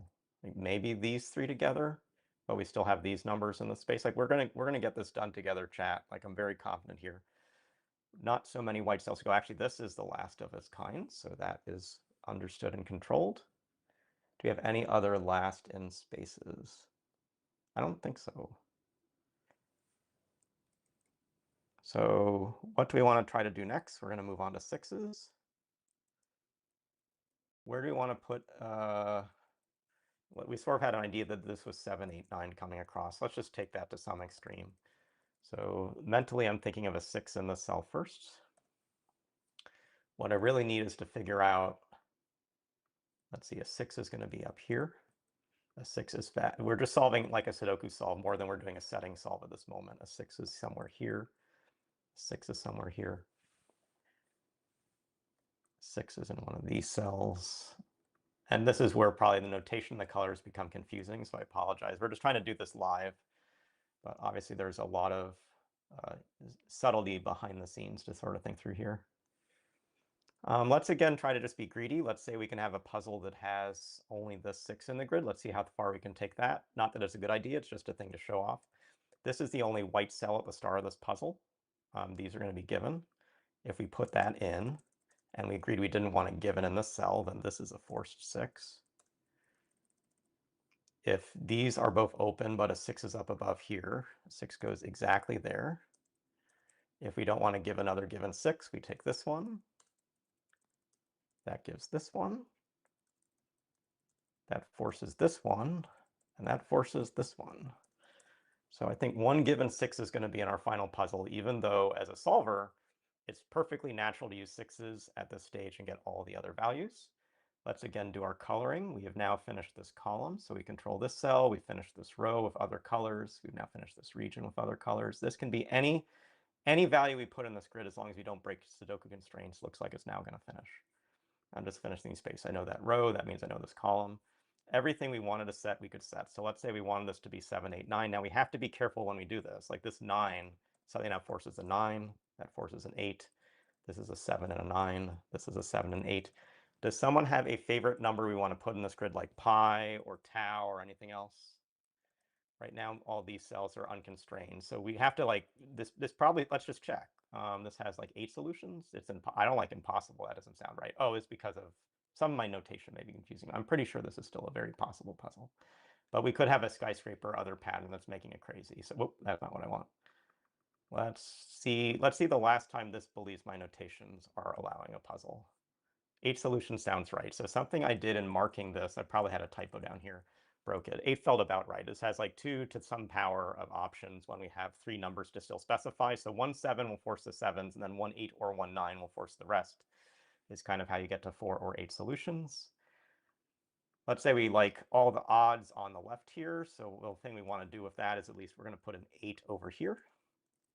So we get this. Clear that out. Do people prefer the 7 or the 9 on the left here? Is there any other cool spot to do something numerically? We could have maybe 7, 8, 9 is a ladder. Let's see if that's still possible. 7, 8, 9. Why is 6 afraid of 7? Because 7, 8, 9. Okay, you can tell your kid a riddle starting off the grid with like a 6 over here and an arrow and say funny, funny, but 7, 8, 9 is now on the grid. It's in there 2 places. Not that this is like a cohesive theme. The theme is, again, you can solve this in order. So let's open a new Sudoku Maker tab. Let's just type in this puzzle. I'll do this off screen. This is the puzzle as you actually have made it together with me to have something that solves in 1 to 9 order with hidden singles only. So this is the most quintessential Sudoku theme I'd talk about. It's one of the ones that's been true of a ton of Niccoli puzzles over time. And it's a very easy puzzle. A lot of solvers naturally start with 1 and go from there. This has a unique solution. That's what we placed. It's got the 7, 8, 9. It's got all this other stuff. Let's just solve it together. And let's solve it. Let's maybe take it to Sudoku Pad. And let's have digit highlighting because we're playing this with our kid. I'm going to have to recenter this. So maybe like, let's see. I think that's pretty good. Okay, we're talking about how we look at a number to place more of that number. Got 2 1s. I got to place a 1 down here. Got 2 1s. I got to place a 1 over here. 2 1s, got to place a 1 up here. 2 1s, trying to place a 1 there. How do I get into this corner? 2 1s, 1, 1, 1. This is the last spot. All the 1s are in the grid. Let's look at the 2s. Well, this column's pretty bare. There's a 2. This row needs a 2. This space needs a 2. Well, how do we get a spot here? This is where we have a 2 or a 6, but we got one of those. We don't know the 6, but we got the 2. So 2 is a good number to look at. There's a 2. That gives a 2. Gives a 2. Gives a 2. Last 2 is going to be in this space. We got 8 of them. How are we going to find that? It's in column 4. It's not in row 7. Like this just flows. Like again, we wrote it as if it would have this flow, and now as we just take away the other numbers, all parts of the flow we were hoping for are there. There's a 3 in the corner. Ooh, surprise! Look at that. Right after the 3 in the corner, another 3 in the corner. It looks like snowflakes today. Like I think I have the wrong theme on. It's more of a summertime. This is for our fans from the Southern Hemisphere today. So maybe Bill Murphy got his snow early there. Got 4s, not as many 4s. Again, we tried to have fewer of them, but for sure this 4 has to come over here. We talked about that. This 4 comes here. We're just replicating what we placed. This 4 coming across, these 2 4s coming up. We've got to get a 4 over here. This is not the easiest form of this easy puzzle. Like we weren't trying to optimize for easiness, but we definitely only 5s in the center. We want to just use aggressive 5s. Well, this had to be a 5. This row needs a 5. This box still needs a 5. Down here, one of these 2s is a 5. Well, the 5 we just placed told us that. There we go. 6s, we only had that one 6, but the same way we talked about. Here's a 6, and here's a 6, and here's a 6, and here's a 6, and here's a 6, and here's a 6, and here's a 6, and here's a 6. Like that's, you probably want to have no 9s more than you want to have like 4 9s, but the space of sort of how this goes is you've planted seeds, you've thought as a solver all the way throughout, you've used tools in different ways to check your work. They're all the 7s. I think I have all the 7s there. Here are the 8s, 8 and 8 and 8 and 8 and 9 and 9 and 9 and 9. So we had a countdown to SudokuCon. This is a count up to your child's first Sudoku. We built it a bit together, but if you try that yourself, whether with that box pattern, Maybe we'd come back, let's make a pattern that looks like SudokuCon. Maybe you pick a pattern that has like, have a reason for where you start. So let's imagine I clear out all these givens. And let's come back to a new grid. I think I have to move this a little bit over. Let's imagine you wanted to make a puzzle for SudokuCon. It's going to have some 2, 6 in the grid. Whoop. And it's going to have like an S shape. Like, could you make a 1 to 9 puzzle using this pattern? And we're not going to do this one together, but the sense of like good homework is like, this is not the puzzle you'd release all the time to someone who's a very experienced solver. And you might say, I need some help, it's too hard. Well, these are some cheater cells. You can still make a C with 2 extra cells. So extra credit, if you don't need to use the yellow cells, you could make this be your S. Like, however you need to do it, think about the fact that this column is the hardest part of this puzzle to be filling. And in some of these rarer spaces, like even these 2 columns are very hard to be filling right now because we just have this steering digit and then these. So this is a far harder pattern than the box because the box had so many choices. While this is an empty row and this is an empty row, it has a cluster of digits, more digits in general, to go around the whole grid. So that's our first lesson together.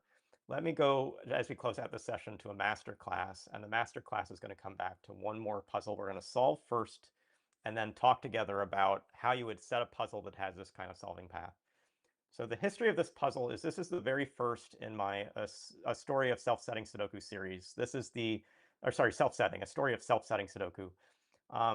For reasons that I probably didn't want much of an audience, I themed this as Thomas is learning how to have AI make puzzles. I didn't strictly say large language models, but we all know that large language models can't really make meaningful puzzles. But I was using language like you would for self-driving cars. And so the preface for this puzzle was the first level of self-setting is setter assistance. The author who has thought of an interesting idea comes up with a grid pattern by hand, fills in a starting seed, and then adds the remaining numbers with some software to characterize the remaining solutions and get to a unique Sudoku. AI is used in making the PostScript art, this is say Adobe Illustrator, but not the AI within Adobe Illustrator, which is more than just assistance. So AI, but not the AI within AI. Anyway, this is a very hard puzzle to solve. We're going to again go back to anything you see, anything you want me to place, including notation. I'm going to also be helping briefly, like every 30 seconds or so, I'm just going to add a Snyder notation I see. Like I look across this grid, I see 2 5s, I want to place a 5.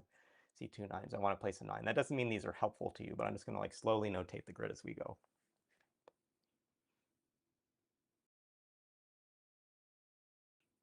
So put on your solving hats just a little bit more. Be patient with me, but I think the chat together will solve this. R4C9 is an 8. R4C9. So 8 and 8 and 8. We get an 8.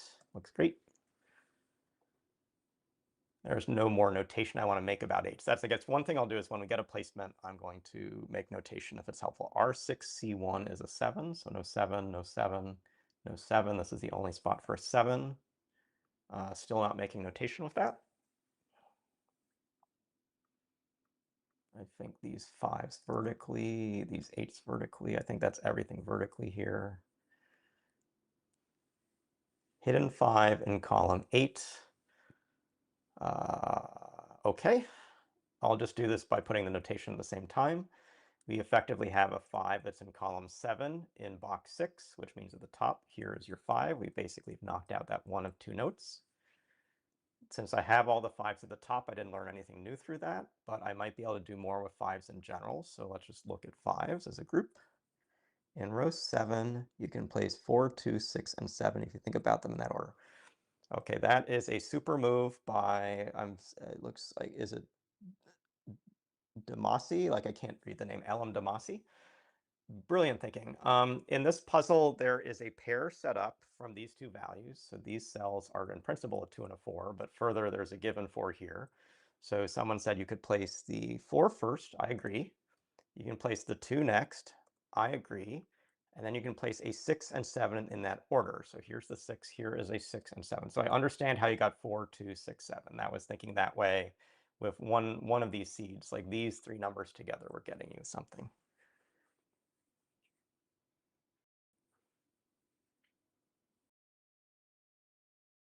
Yeah, 6, 7. We totally 6, 7'd it. That was intentional before that was a fad when I wrote this puzzle. Resolves the 5 in box 7. I agree. Okay, we'll just put the 5 in box 7. These are notes. The remaining space would have 4 choices for 5. So 5s to me are notationally finished at this stage. We placed the 7, so we could place in this note. We could place in this note. I think those are the Snyder notes I see. Here's a Snyder note with a 7. Do the 6s give me a Snyder note? I think the 2s give me a Snyder note over here with that 2 we placed. And looking at the 4s, the 4s give us something. Let's see if someone in the chat has said that. 4 at R3C4, absolutely. So the chat's gotten there. We have functionally a 4 is at the top of box 1, row 1.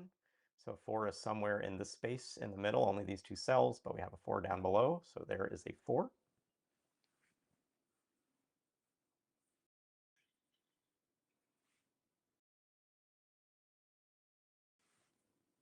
I don't recall if this puzzle forms a full box. I don't think we're trying to necessarily make this whole thing be closed, but there is another box forming. This is a think inside the box puzzle.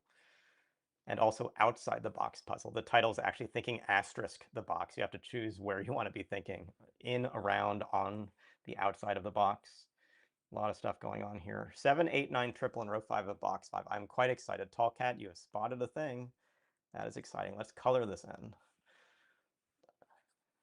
That helps you see it's a triple. Like otherwise you might just say their numbers. So I don't know if all solvers use coloring to sort of help them spot or mark triples in grids. But for me, I sort of circle them. On paper, I kind of circled all those cells to say they're part of a group. And then because of what I have circled, it will be clear if it's a pair or a triple or a quad. You'll never have larger than that in the puzzles we see. But those cells are very cleanly those 3 numbers.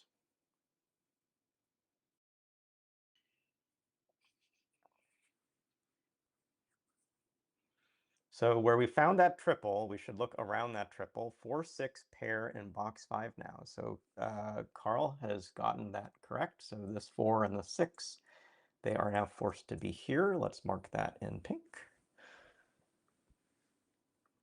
Now, it's still not the case that we're placing 4s or 6s, but the colored cells are now where, just like when we were constructing 10 minutes ago, they're not where other numbers are going. So looking around those spaces for other numbers is what my eyes are trying to do. So what are the other numbers right now? It's 1, 2, 3, and 5.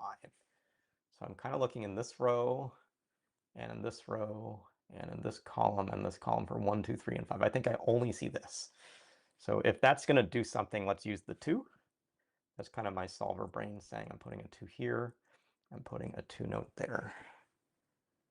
It places 2 in R3. I totally agree. So this used to have 3 spots. That 2 says not that spot. This pointing pair says not that spot. This is a 2.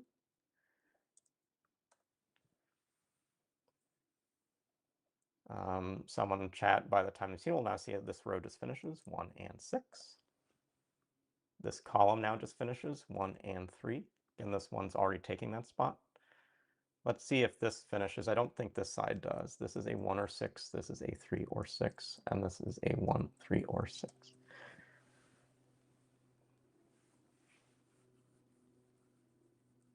R8C1 is a 3. This 3 sweeping across.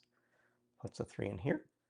Let's just notate this bottom space. This is 1, 2, 6 in some set. And only this 2 up above is helping me here. But knowing that this is a 1, 2, 6, got a 1 there. I think this cell is pretty special.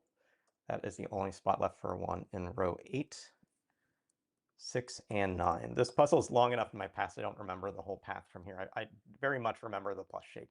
It's very intentionally placed. The rest is just getting it to be a unique Sudoku. Pointing 3 in box 2. Okay, this 3 coming up says there's a Snyder notation here. Sorry, this is a 3. It clears that out. More importantly, these 3s with this notation say a 3 is here, moves up an 8, moves over a 4. This 3 and this 3 makes me want to place this 3.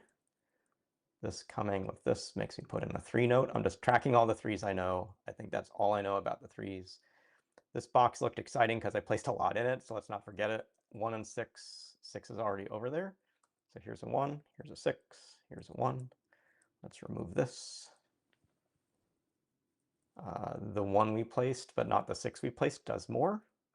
Got a 1 in one of those cells, but it's also not here. So this is a 1, moves over a 9, moves down a 2, puts in a 7. This row has the 2 come up, finish with an 8. This is 3 and 7, but we have a 7 down below. So we're just going to have some flow with our notation. So we'll clear the 7. That tells us the naked single 8.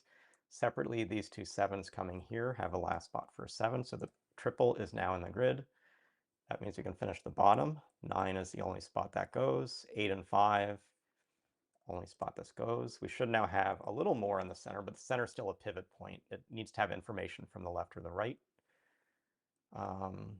9 eliminates this 9 note. Conflict detection on. I'll just say that. Conflict detection on. Okay, 6. Conflict detection on. Conflict detection is not needed there, but we've placed those numbers. 4 is the last that's open in that spot. We need a 4 over here. The 6 has conflict detection on. We haven't marked these cells, but conflict detection is going crazy. We got a 2 and a 1, 2 over there. Last in column steers these 5 and 1, and 7 and 4. So this was the first in a series of puzzles where I was slowly taking my hands off the wheel, but I was very much driving the creation of this grid. These pattern placements are 100% the intentionality behind how this puzzle started. Let's talk a bit through how you get there. So let's look back at the grid and let's break apart the different elements which are key. For sure, the 7, 8, 9 triple, and it was consciously the highest numbers, is important. So these are the only 8 values that are needed to make that be the key triple. And I'm just going to give me a second to get my notes over to the side so I can just see the grid in an easier way. This puzzle starts with, here we are, 9, 8, 7 here, 7, 9, 8 here. If you wanted to make this triple show up and you just didn't care about this pattern, again, like I set myself the constraint of using this box pattern. If I actually could just do this, actually I think it's over here. It's this and this. Imagine I just had givens and I said, here is an 8 and here's a 7. And you'd say, like, in these 6 values, I've set up a triple, which puts a 7, 8, 9 here. Absolutely. Oop, I didn't mean to change the tab there. Sorry, the set of which keystrokes are going to do a browser thing and which are going to do a Sudoku Maker thing are never clear to me. Like, the thing you don't want to do, though, is sometimes give all your givens to give that at the start. So very deliberately, we need to get a number like a 7 there and a number like an 8 here. So how do we make these be solved numbers and not given numbers? Well, it turns out one thing this puzzle has at the start is a 7 in the cell and an 8 in that cell. So it turns out from placing 8 values in this whole pattern, I'm going to color these differently to help see them. Let's go to a very different color. These red colors, these were the very first 8 numbers I put into this grid. They actually give you 10 numbers in the grid and a triple in the center. So let's color this. This is also our triple. We don't have control of where these go, so let's sort of mark this like a half color. Like, it's blocking those cells, but it's not like I can say it's 7, 8, 9 or 7, 9, 8 or 8, 7, 9 or 8, 9, 7 or 9. Yeah, there's 6 choices. Like, and if we go to our Sudoku Maker thing, yeah, there's still thousands and thousands and thousands of solutions. This is so early in the puzzle that you're not going to be close to a finishing point. But we've now blocked off a lot, and we blocked it through by very deliberately having the 9s already there at the start, the 8 with 2 numbers that give an 8, and the 7 over here with 2 numbers to give us 7. So we've functionally made this a space. The harder thing is to make these then become a pair, or like these become a pair. But how did that sort of work in the puzzle? Let me copy over. It's using 6s and 4s. So let me sort of say where we get to. We're going to get to something like this. And let's just say we want to remake this puzzle. And it's 5 and 6. Doesn't really matter. Here is where in the stage of the puzzle we have a 6 here. We had a 4 here. And the 4 led to a 4. There's a given 4 here. We had a solve that gave us 4, 2, 6, 7. We have a 2 that's kind of involved.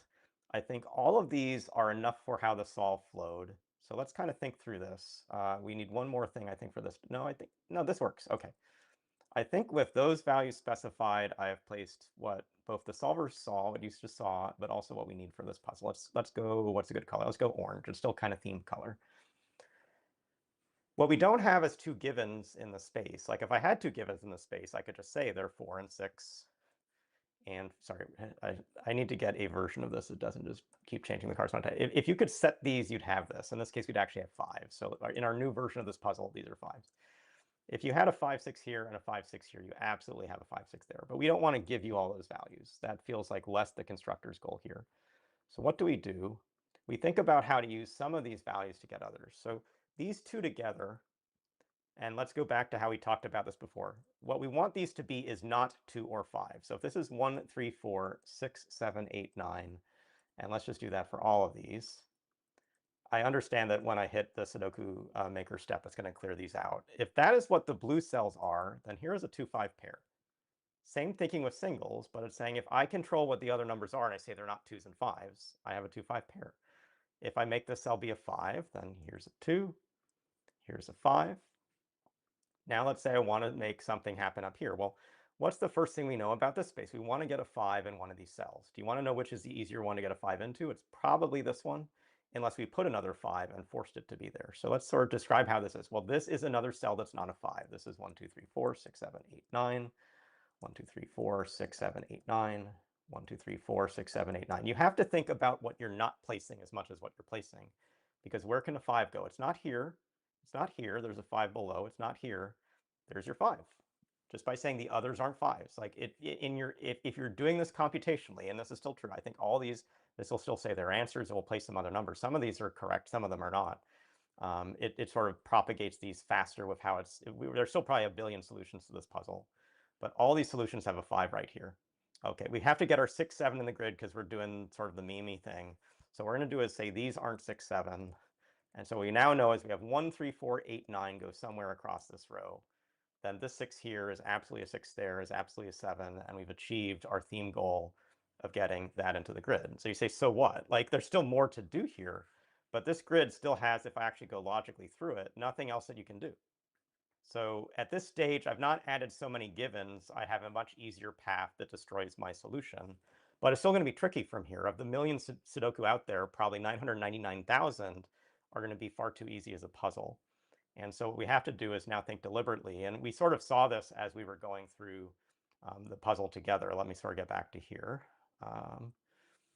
What number did I have you key in on? Well, whatever's left. So 1, 2, 3, and 4 are the remaining numbers at this point. There's this. That puts a 2 up here. How do we get some more of the 2s?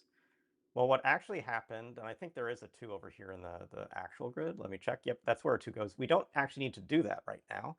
We just say a 2 is in these cells because a 2 is not there. If a 2 is not there, a 2 is in row 1 and row 2. Over on this side, it's in row 1 and row 2 here. However you call this as a box line reduction. The 2 is in this as a given, or it's right there as a known. And I'm just going to say this is not a 2. If that's not a 2, then at this stage of the puzzle, this is still also where the forced solution puzzle's broken. This is where I always will, oh yeah, like Sudoku Maker does not like this kind of notation because there are more choices for this. Snyder notation needs to be in corners, and I don't even know what Snyder notation is. It's weird that I don't know what Snyder notation is. Some other Snyder came up with it, apparently. This is sort of where we're at, and it's making guesses here. Like, understand those aren't logical placements, but if I try to make a placement, it still has no other steps, but it got that 2 for sure. And it's from here you could start to go to a generator. Say, I have the best and most brilliant Sudoku seed. It's going to be a thinking inside the box puzzle. It's going to have a triple. It reveals a pair. It gets you this 2. Can I do something with these numbers? Maybe. Like maybe this number here gives that number there. I think that's how it might go in the puzzle. Maybe this number gives something else. You could generate a million seeds from this puzzle and then just feed them to a grader and say, does this puzzle use a triple first, or does it use a triple like 10 steps, 20 steps, or does it never use a triple? What you throw out are the puzzles that never use the triple. What you keep are the puzzles that say, I place a 7, I place an 8, I see this triple, I place these values, I see this pair, I eventually get this 2. Like if this pointing pair 2 is in the first critical path of this puzzle, you're on the path to making the puzzle we just solved together. So it's not all the steps I can show you today, but the intentionality, a few of these placements, and then deliberately tracking them is how I do this in some of my own, on my own paper and my own software. I don't do this in Sudoku Maker, but we're showing you this idea that if this is the theme, at this moment, this puzzle still uses that theme. It just isn't unique. Okay, let's try to finish this in a new way and see how it goes. And let's just say this is 1 and 3 and 4, and well, I need an 8 somewhere earlier than that, and 4 and 9. Let's see if this still has an answer. Still looks okay. One of the things you'll run into is you'll get to a puzzle that doesn't have uniqueness. So as we eventually spec 65, 65, that seems a little better. Let's make this a 1. Let's just see how that goes. 952. We might be reaching where this won't actually solve, but we're just going to keep trying stuff. 250, that's not as good maybe as other numbers. Let's try the 3. I'm not saying this is how you do this. This is how some people will do this now. Okay, 92 solutions. That feels much better than the hundreds. Like we're cutting it down. When you cut down too fast, what happens? Like this 3 versus the 6. That's like 20 solutions. But now there's only 1 point. This is not going to resolve. 6 and 14. You know, you've gone too far. So that being a 6 is bad. This being a 3, maybe. Let's see if we can make this a 3. This is, again, not ever how I do it, but if you're just thinking about constraining the space, I'm going to try to get to something that's mostly constrained. Then I think what I'm going to do today is pull out a crop key dot. Again, not a thing you want to be doing, but I'll show you how you get to a puzzle. 25 solution. You sometimes have to build and destroy and build and destroy to get to the one that works. And for sure, we're not going to run into our favorite puzzle this way. So this has 7. 7 looks pretty good. Let's find a crop key dot. A 5, 6 dot here is probably enough. And again, I would never do this in an actual puzzle, but we can see when they are consecutive. Sorry, I have to see where the dots are. Like, if you want to get something unique, this is probably 2 or 1.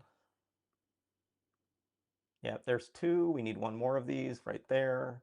Okay, if we wanted to make this now into a puzzle, let's put our givens in the grid. And we should recognize, well, actually, let's not put a crop key on a given. Let's do something better. Okay, we can put a black crop key right here, 3 to 6. It's a theme placement. We'll get the 5, 6 sooner if we do it there. What else? Well, we could do it right here. Oh, right here. There we are. We'll just put them all together. I'm not saying this is good design. I'm just saying, like, the way I actually will do this is through playing for hours in classic Sudoku land. And it just takes a ton of time. But if we make this into our puzzle and put givens in these spots, and we'll remove the colors, and we'll just try to solve this. Those crop key dots in that space are probably not logically going to change our starting point if we wanted a classic Sudoku starting point. So this is the grid with 2 imperfections, but they're just sort of, we're building this together. Again, we said that one of the things is you can place those digits. You can place a 7. You can place, this is going too fast. Like, the digits we've chosen have made it so our theme will never be found by the solver. That's one reason you don't just throw numbers in the grid. It's also where it's like the last steps are hard. You're not really optimizing for this has one answer. You're optimizing for this preserves my path. And so the one thing you don't do is randomly place those last numbers where you have a million solutions down to 1,000, down to 10, down to 1. But that's where, as I say, you're now in a space, you're almost in a computational search problem, or you need to be a Sudoku master to understand how do you keep certain steps working for you. So, you know, I can't take you on the whole journey of this puzzle, but understand about here, sorry, it's before the 13891 in. This is about sort of as far as I took this before I pulled into my computational space and finished this to preserve the theme. If you want to understand those steps, this is human plus computer construction. This is not like how I would have made this puzzle 10 years ago, but I also couldn't have made this puzzle 10 years ago when I was only on graph paper myself. It would have taken the time of the universe to get it perfect, because I still have 1, 2, 3, 4, 5, 6, 7, 8, 9, 10, 11, 12 things, and I don't know a theme to use with them yet, except that there might be an X-Wing here, like a lot of stuff we could play with. Let's say we want to put an X-Wing. Like a lot of stuff to play with those positions, other stuff like that. So I'm going to call that as the end of the lesson today. I know you've had a lot of listening, and it's sometimes hard to do all this stuff. But if you want to know how to think inside the box, you want to know how to think outside the box, it starts with that gift puzzle we were making where you solve from 1 to 2 to 3 to 4 to 5 to 6 to 7, 8 to 9 in order. Try to just make a puzzle like that in the next month and send it to me. I'd be delighted to have a puzzle I can solve as fast as you want to have a 5-year-old solving a puzzle with you if it's someone important in your life. After you do that, after 10 more years of practice, maybe you can build a puzzle as hard as this where we need the whole of the chat to solve it with us. So we'll give a pause there. I think we've got maybe 10 minutes for some fun questions and wrap up. But if people want to drop off, this is the end of the prepared part of this talk. I've been so delighted to have all the activity in chat and all of your attention today. It's great to be part of this community. And thank you, Tallcat, for also helping produce this in the background.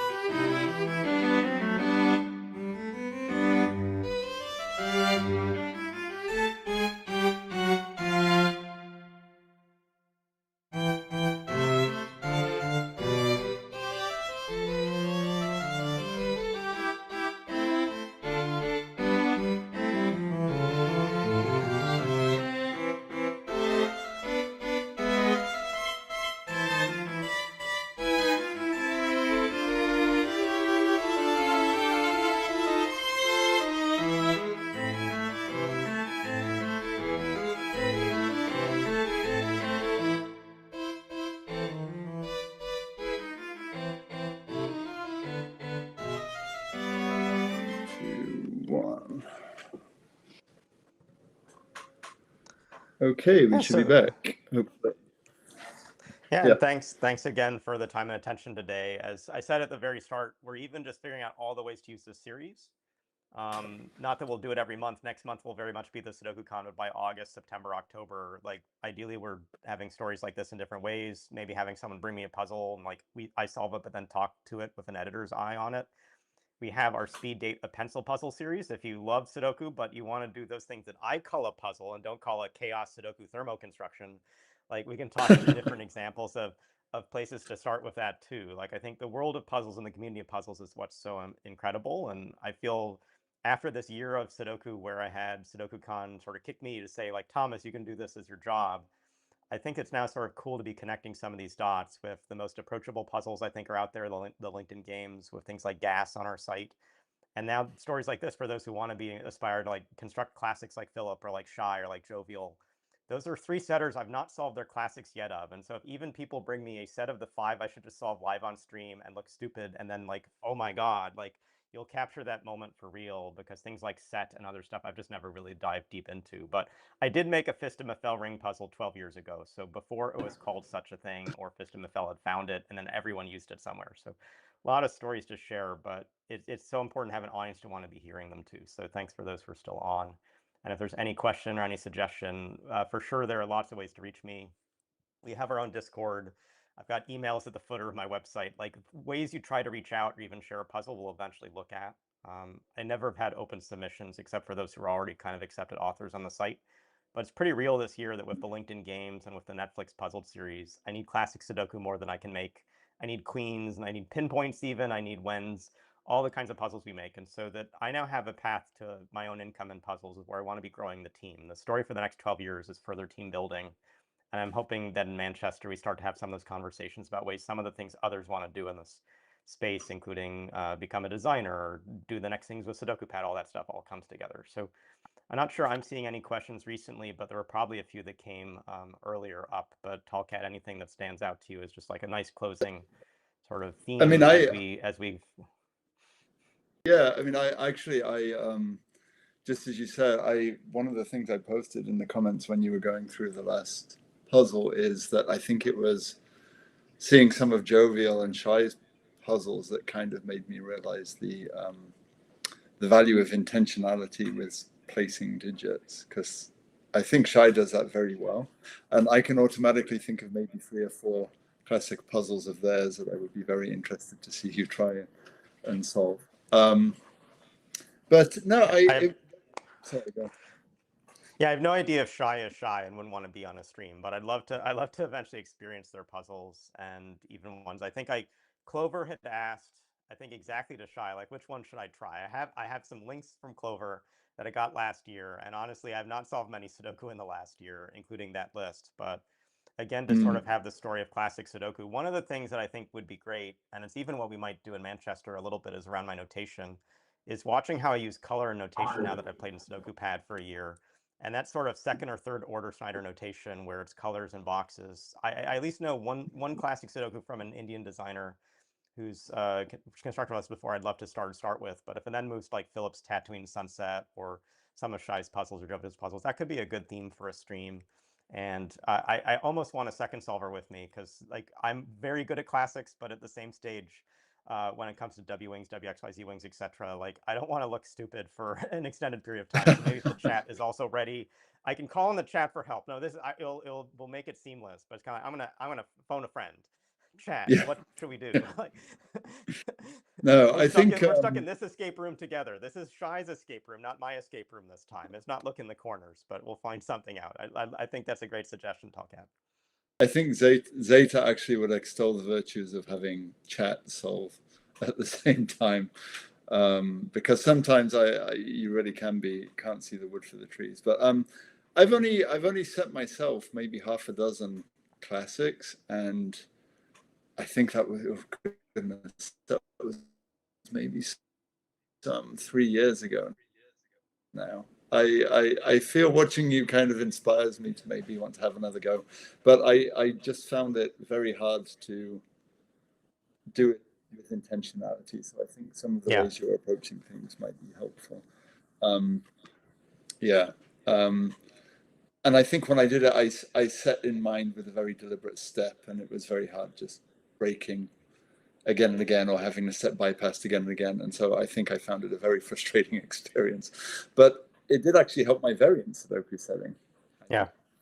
And I think there's the thing we did at Yeah. SudokuCon last year, but it's kind of in the right theme of how to try. You might be thinking you're trying to build a whole classic Sudoku. Think about building a just one cell or a just 5 cells. Like essentially, like where you're seeing the intentionality of that triple into that pair, and it got like a 2 over there.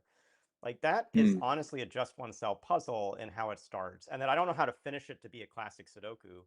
Intentionality comes from those seeds. It's almost like in chess, there's like the opening and then the mid game and then the end game.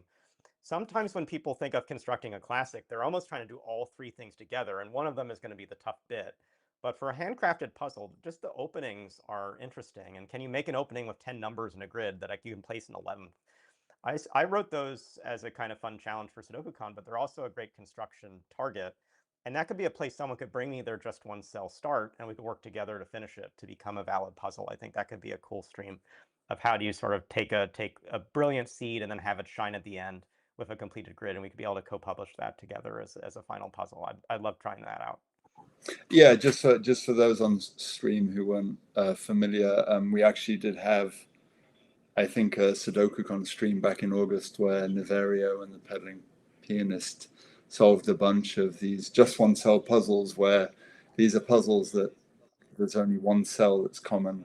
I don't know how the official definition is, but they have multiple solutions, but there is one cell that is common across the grid, and you have to find that cell. That's the challenge.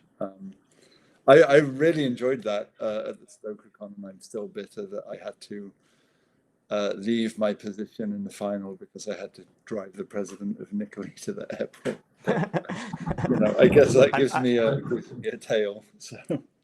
Yeah, no, you weren't officially then. Like you could have been first. I will believe you could have been first still. Like no reason not to think that. I mean, I think. It's just a joke. I think that would have been a stretch, but yes, but. But I think it's the way to think of it. Like it's kind of a different way to describe it is solve as much as you can. And some puzzles you're not meant to completely solve. So like if I go to a large language model and say solve the Sudoku, they don't know how to think about it because they can't do an X-wing to a Y-wing to place the 3. They will use all the thermal depth of the universe to try to compute the 10 trillion answers, but they'll never find the one cell that's constrained, at least not describe it in the same way. So it's like it's the very beginning of a path you want to follow in a grid. And the reason it's much easier to take that into variants and add rules on top is most variants do very little to change the next step of a puzzle. I think that's why, like and you'll say like, why don't I solve as many cracking the cryptic style puzzles? Well, they're just going to be a 30-minute journey, but I don't know that this journey versus that journey will be brilliant. But like all of them will probably have a very narrow path all the way. In a classic Sudoku, adding a number there could take you all the way to like a very different place in how you're starting, or it could just be a subtle thing along your journey. And so that imagine you're making a crossword puzzle and putting a Q in the lower right corner ruined the theme in the upper left. Like that's just not the case. Like crosswords are very local. Sudoku, classic Sudoku is global.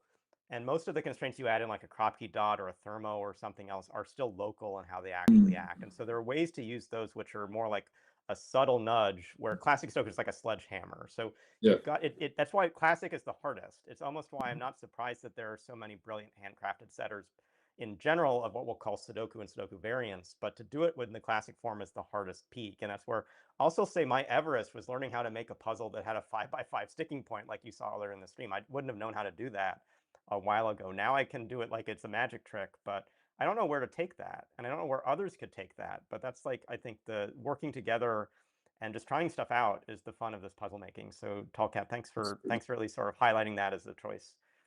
Yeah, no. I think we're pretty much at the 2-hour mark, though. I know there's just a brief Q&A at the end there, or discussion at the end there. Yeah. So I think phenomenal 2 hours. Thanks so much everyone for listening, and thanks again Tallcat for coordinating this session. We'll see when the next one gets scheduled, probably after the con, but look in August for our next instance of this kind of collaboration on SudokuCon on Twitch and my YouTube channel. Yeah, and in the meantime, for those who are still with us, just remember, check out live stream tickets for the SudokuCon are available. Tickets for the con in person are still available. I will be there. Thomas will be there. A bunch of other setters and solvers will be there. So do check that out. And yeah, in the meantime, on the SudokuCon channel, I know we're hoping to have a couple more streams in the run up to the con as well. So please do check that out as well. But for that, Thomas, thank you for your time today. And thanks everyone for watching, and we will see you soon. Bye for now.